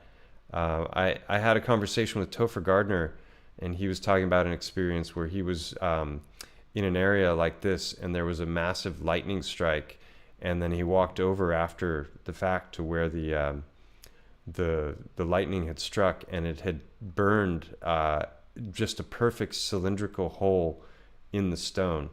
So if that's like our size lightning of today can burn, you know, a smaller, I don't know what the diameter of the hole was, but you know, it's possible that giant plasma arcs could potentially do something like that.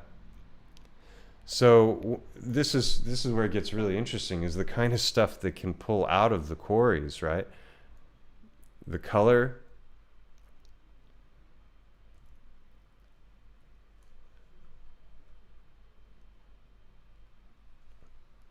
To me, it all just makes more sense if you're thinking of it as tree or biology of some sort.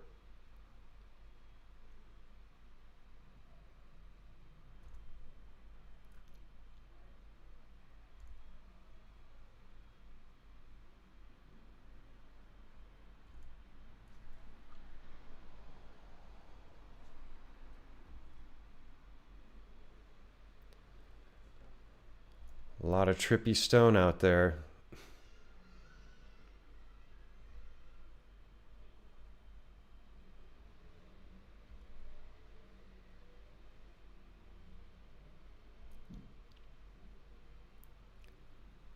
Yeah, someone said marble is very, very tree-like.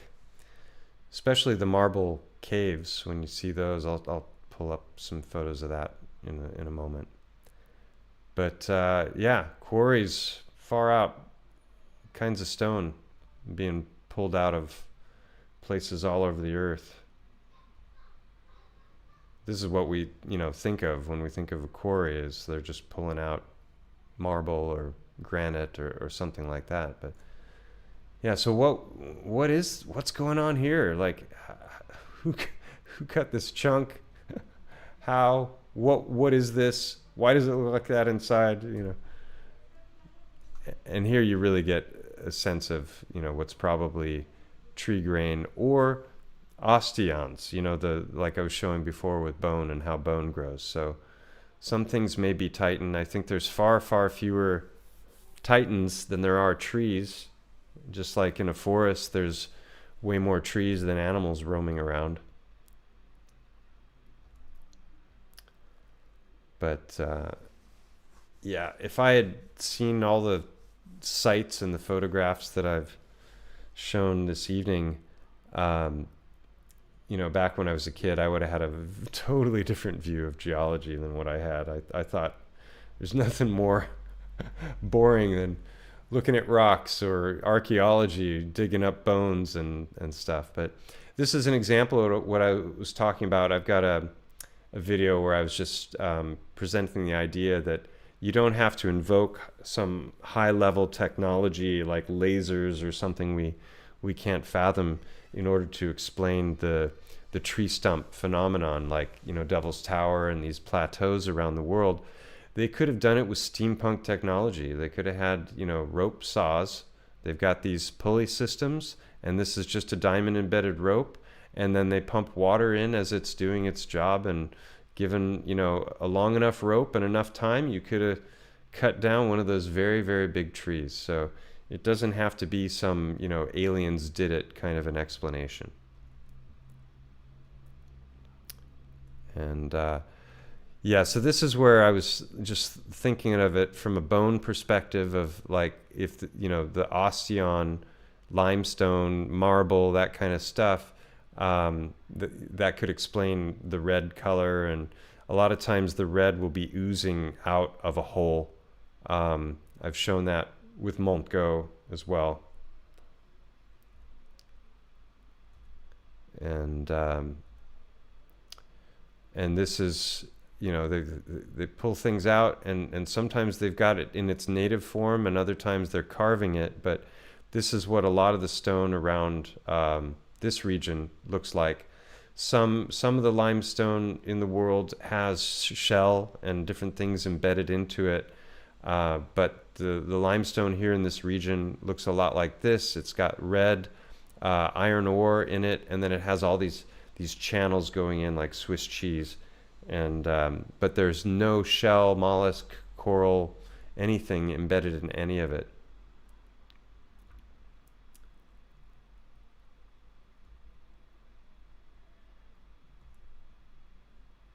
And I'm not sure if that's AI or not. That's a pretty brilliant color. I haven't seen that in any of the it says Salina Turda, which is the one of the salt mines in either Romania or Poland.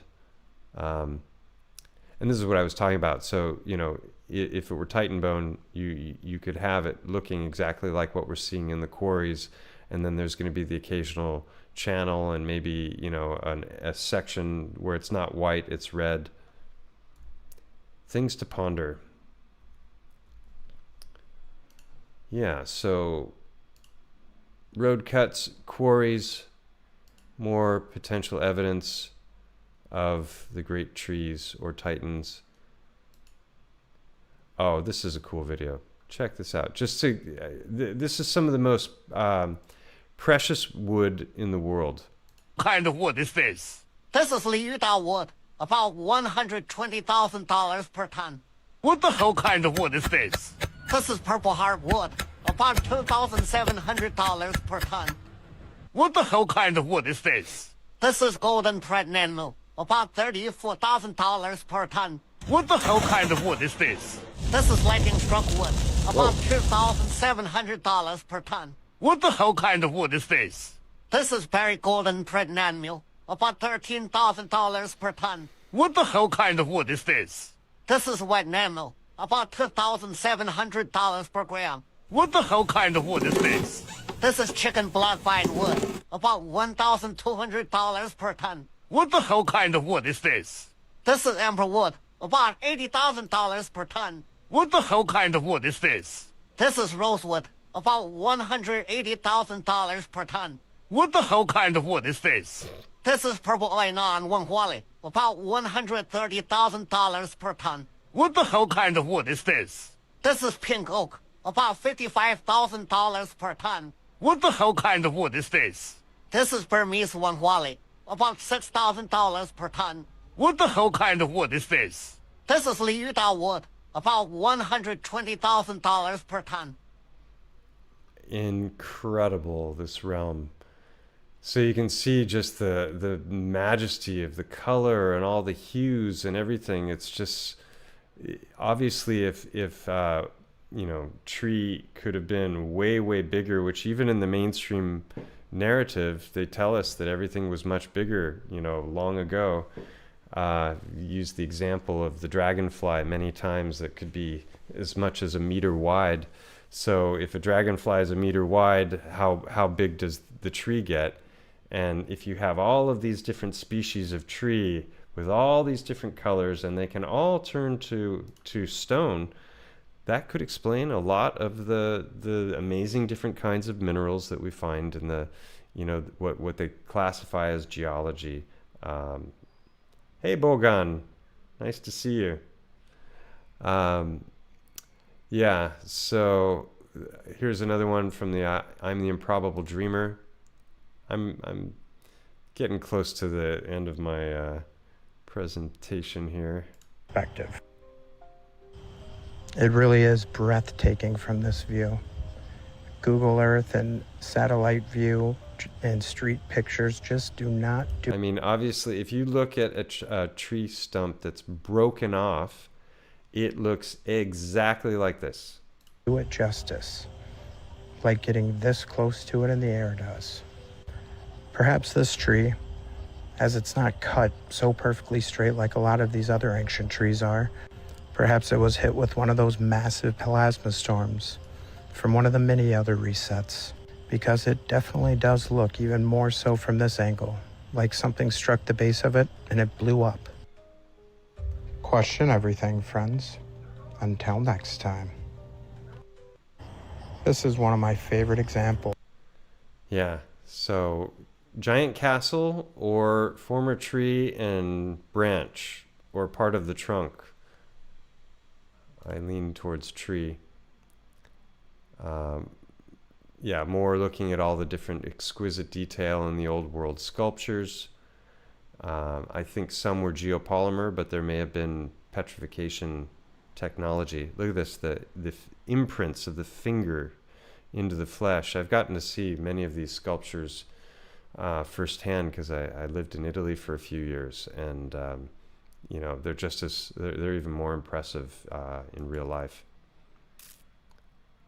And this is looking at more of what we've already talked about.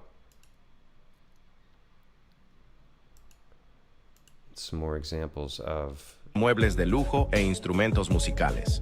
¿Sabes cuál es la madera más cara del mundo? Es tan costosa que incluso el sándalo rojo parece insignificante en comparación. ¿De qué madera se trata y para qué se utiliza? Vamos a descubrirlo. Cuando hablamos de maderas caras, probablemente hayas escuchado sobre el sándalo rojo. Su cultivo es completamente legal en la India, pero tarda entre 20 y 25 años en crecer un solo árbol. Después de tanta espera, un kilo de sándalo rojo se vende por unos 50 a 60 dólares. Por otro lado, la madera negra africana está considerada como la más cara hasta la fecha. Un solo árbol tarda aproximadamente 60 años en madurar y por eso su precio puede alcanzar entre 8,000 y 10,000 dólares por kilogramo. Esta madera es extremadamente especial y se utiliza para fabricar muebles de lujo e instrumentos musicales. ¿Sabes cuál es la madera más? Yeah, just you know, the more you look into all this stuff, the more it just all unfolds. This place is it's phenomenal. So here, I think he's presenting the idea that well, let's just listen to what he's got to say here. Minas Tirith from Lord of the Rings. The whole mountain area was a city, and it got melted down by a catastrophic high heat event. I thought that was a really good transition because I could see that city was built very nicely against a mountain. And then so what happens if you had a fervent heat moment, the day of the Lord perhaps? Right. What would that city look like if it was so hot that it started to melt the mountain behind it? And obviously the structures in front of it, they might all melt together. Then you would not be able to discern between what was the original mountain and what was the structures. It looks like it's showing pockets of preservation amongst whatever happened to that place. Think of the concept. Yeah, so if we lived in an avatar realm and the trees were brought down, before the flood would come to petrify those trees, they would have continued to utilize the tree to live. And so you would have had a lot of trees that were laying down horizontal, and then you would have gotten stuff like this probably. You know, where you get these mesa dwellings where you would have different layers. Some are harder than others, and they would carve into the softer layers, and the harder layers would support themselves, so it would be safe, and you wouldn't have to worry about you know, collapse of the site. And hey, James, welcome. Yeah, so I just wanted to show some of the sandstone dwellings. I think this is in England. And, you know, just like the native sandstone, which I was showing earlier, the only difference is that there's structures carved into them. And so a lot of people are saying that was done after it was stone. And as I've said many times now, I think that this happened when it was still soft. And then they created their their cities, you know, just like Minas Tirith, you know, they carved in, and then eventually there was some kind of a melt event. And, you know, so around the western US, there's these incredible sites. And, you know, like I said, it just looks like they went into the softer stone or the softer material. And let's see here.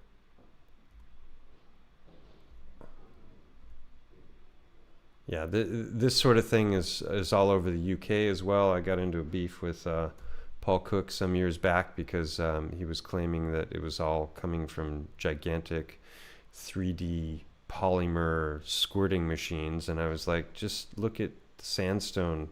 Look at the sandstone dwellings. And he didn't want to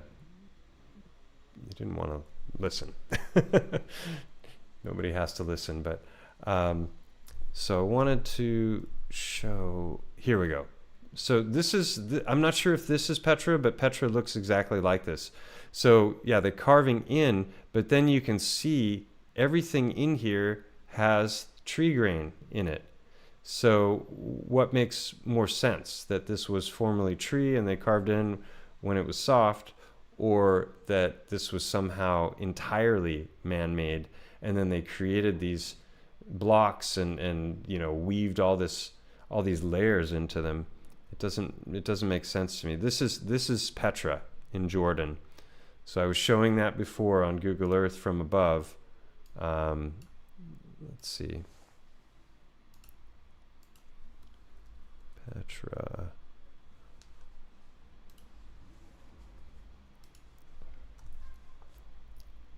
Oh, it was straight down. Right, so if you look at the macro of this region, it's got a very tree-like vibe, and you know, and then you get into Petra itself, and it looks like this on the inside. So if this is all, you know, man-made, carved into stone, why does it look like this on the inside?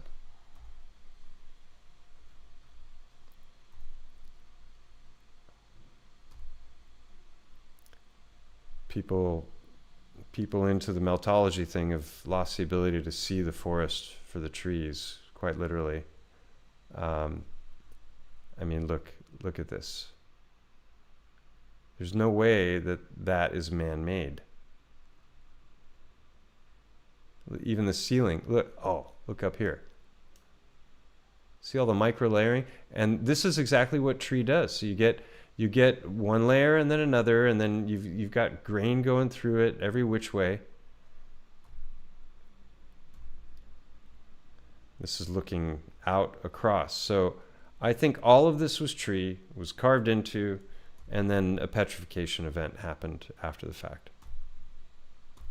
That's my Occam's razor explanation after looking at this for years. And this is, I think, in Kinver in the UK, and you can see the layers here, and then you can see what the ceiling looks like up here. It's you know, just looks like twee to me. All right. Oh, just a couple more. This is from the front. Right. So to say that the mountains themselves were buildings and then got hit, and then this remains, and it just happens to be pristine, showing all of this layering, doesn't make sense to me. This looks like it got hit, but it also looks like wood everywhere underneath. And yeah, so inside Petra, outside Petra, and then you just have to look at the larger macro structure, and you can see that it's probably tree, as was this.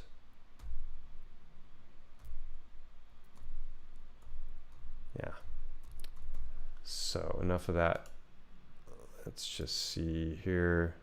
And here we get into the salt mines, and it's just more example of the same thing. You got all the swirling Sala Turcica, I can't remember, or Salina Turda, either Romania, oh yeah, Romania.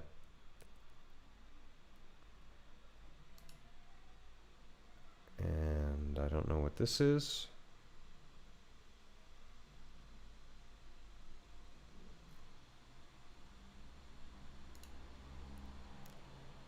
So why is that here? North Pole was... why are there stone tree trunks in the Arctic? Ah, right, okay. Now I remember why I showed this one. This! Sticking out of the hillside are a bunch of weird brown... Notice how they look like volcanoes? Rocks.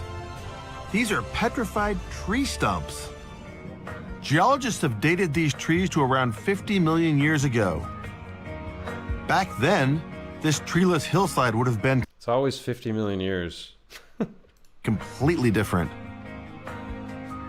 There's a lot of clues here to how this forest got to be the way it is. The first is that all these stone trunks are surrounded by coal, black rock, which is a very strong signal that these trees, when they were growing in a swamp. The second clue are these radiating roots. In swamps, roots grow out and not down. So, doesn't that look exactly like everything I've been showing on a mountain scale? It's the same exact stuff, right? This is petrified tree. If you look at non-petrified tree, it looks the same. And if you look at the mountains, it's the same. But what kind of trees were these? These rocks are just chunky silt stones that are quite near the petrified forest. And I'm breaking them apart because I'm looking for fossil leaves. I can find the leaves that go with those trees that can put that forest back together again. Come to Papa. Yeah. Anyway, I just wanted to show the trunks. Oh, this is amazing. This woman is walking through the largest fallen tree in the world. Oops. You can see the grain. Looks like a salt mine or marble caves. Here, wait, I was going to show those. Let's marble caves. Here we go. More examples of what I believe to be biogeology, and I've talked about this lots of times, but those concentric rings here, it looks like a heart. You know, it's just, this is all from dead animal and plant life compressing over millions of years, or is it a far more direct connection between the plant life and the petrification than we were taught? Marble caves. Look at that. And this is pre-AI. I've had these photos for at least 5 years. So it looks AI because it's amazing. You can tell it's real because it looks so fake.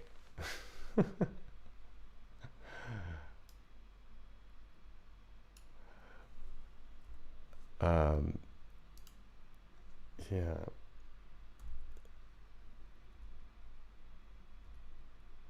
Yeah, another one of those sites I would love to... Can you imagine kayaking around that? Oh, it would be so fun. So, marble caves. And here she is going through the largest fallen tree in the world that you can walk through. Who knows if that's true? I think... yeah, I mean, obviously the Action Venture twins, they seem to be going through much larger trees. Yeah, salt mines, rich sediment of the Rainbow Valley. This is phenomenal.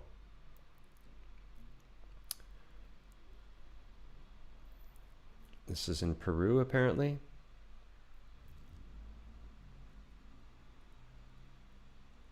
If you see it as a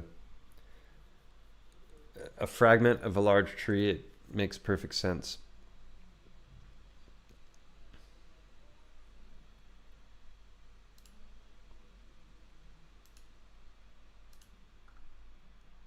burst open from the flood.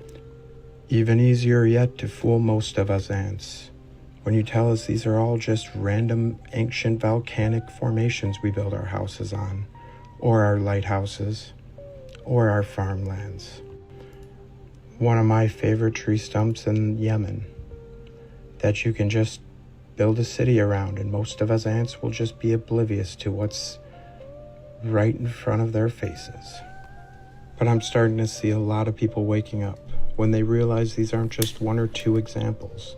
There's hundreds, if not thousands, of these ancient trees. You just have to open up your eyes and see. Question everything, friends. Until next time. We truly were. And this is just an example of just a phenomenal tree that survived, you know, lightning strikes probably, and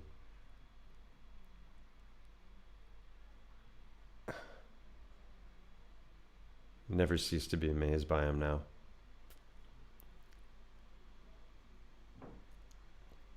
So, you know, each one of those little sections looks exactly like what I was showing from the footage with Hangman in South Dakota. It's astonishing. Yeah, just more like, where's the water coming from? It's great.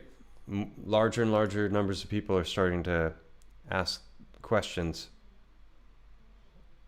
I have no idea what that was all about.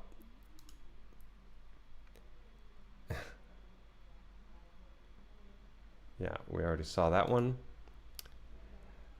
And this is just vortexes. I saw these clips and I thought, wow, this is amazing, because I've never seen them catch the footage. You know, if you think of like a water bridge, I showed this when I went to the water conference in Portugal last year. They used different kinds of nanomaterials that had color, so that they could actually track the flow that was happening as this water bridge is created. This is done with electricity. And so there's actual flows going in opposite directions and spiraling and doing all kinds of wild stuff. And it's the same thing that's happening in our hearts with our blood flow. You know, everything, it comes back to the toroid, the vortex. And this particular footage, maybe it was at the beginning. Yeah, here, check this out. You can see it's going one way, and then this goes up through the middle of it. I have the Mayu water swirl for structuring water. It's wonderful to have in the home, and it does this vortexing, and then you get these other spirals that are going opposite directions, and it's just fun to watch the water do its thing as it's structuring. Yeah, so the water bridge, and just looking at the way snowflakes grow, and it's the fractal quality. And as long as the fluid is running through the veins of the snowflake, that's what we call its life cycle, and then eventually it freezes solid. But it's cymatics, it's sacred geometry, it's everything, all of the above. Yeah, so I think I pretty much covered all the stuff I wanted to go through. If you guys have anything you want to talk about, any questions at all, I've just been yapping for almost 3 hours. Holy moly, time flies when I'm doing these streams. Yeah, let me know if there's anything. Oh, wait, let's show you this real quick. This is some of the most meaty stone I've ever seen before. That one and this one. And I had a clip somewhere. I had a whole bunch of other clips that were looking at the meat thing in stone, but they got lost in the mix. Yeah, so meaty. So some shameless plugs for my book, which is getting some really great reviews. And if any of you have bought it and read it, please review on Amazon. I really appreciate the comments, and people have been really enjoying it, saying great things about it. And the holiday season is upon us, so it's, as this guy says, the perfect Christmas gift. There we go. Shameless plug finished. So let's see if anybody got anything they want to talk about before I wrap this up. Again, Anarchapulco in February from the 15th to the 20th. I've been invited back to speak again this year. It's an incredible lineup of speakers. It's going to be great music and performances, and I highly recommend it. The discount code is Stellium7 for a 10% discount on tickets, and yeah, signed copies. It's really tough. I even sending them in Europe, it's a pain in the butt to go down to the post, and I got to fill out all this paperwork and to send them to the States with the taxes. The import taxes are ridiculous right now, so it basically ends up doubling the price of the book. Oh, by the way, the book is currently $17, but in another week, I'm going to raise it to $22. So if you are thinking about getting it and you want to save $5, that's the way to do it. Show the elephant. I can do that. Here we go. This is an art exhibition in a local gallery, and somebody photoshopped tusks on there. Looks better with the tusks. There's Montgo. For those of you who don't know, I have a 6-part series called Unveiling a Titan, where I go through over 50 different anatomical correlations that line up with that having once been a 3-mile long, 1-mile tall Titan creature. Sounds crazy, but if you actually go through the research and see what's been presented, it's not as crazy as you might think. Plastination, that rings a bell. Derp is asking if I've heard of it. Is that the guy that looks kind of gruesome like Freddy Krueger, that takes bodies and then injects the body with different things in order to like bring out the color and preserve the material? Oh, I didn't show. I forgot I was on full screen. That's the image I was talking about, with the tusks.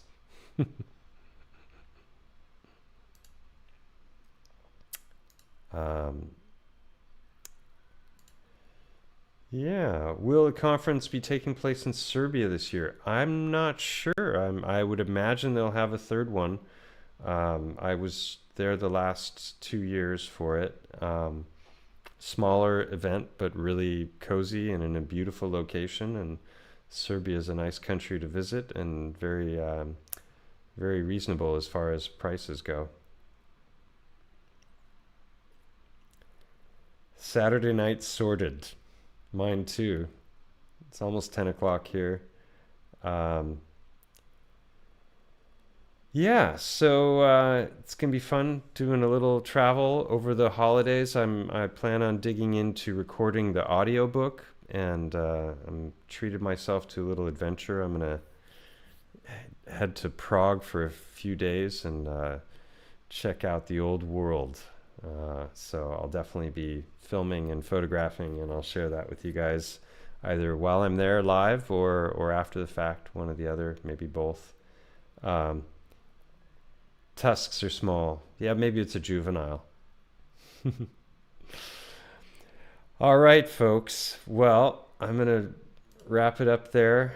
Thank you all for coming, and I hope you enjoyed the go through. And I'm going to be doing these more often. And I've got some research, like local stuff that I've not shared yet, that I'm going to be sharing in the coming weeks. I'm going to turn on memberships for those of you who would like to support me. I've never really made efforts to make money at any of this, but I've poured so much time into it that I might as well get some compensation. So I'm going to turn on memberships and, do streams that I'll do first for the members, and then after for the public. I might do like one special stream a month.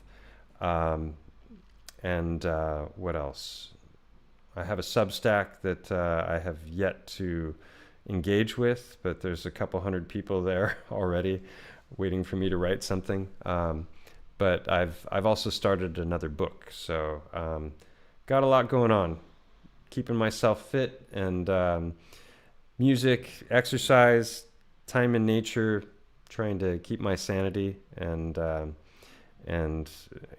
I want to enter into a far more productive phase than I've had for the last couple of years. So those are my plans. I hope you're all doing great wherever you are, and that life is good. And until next time, take care, everybody.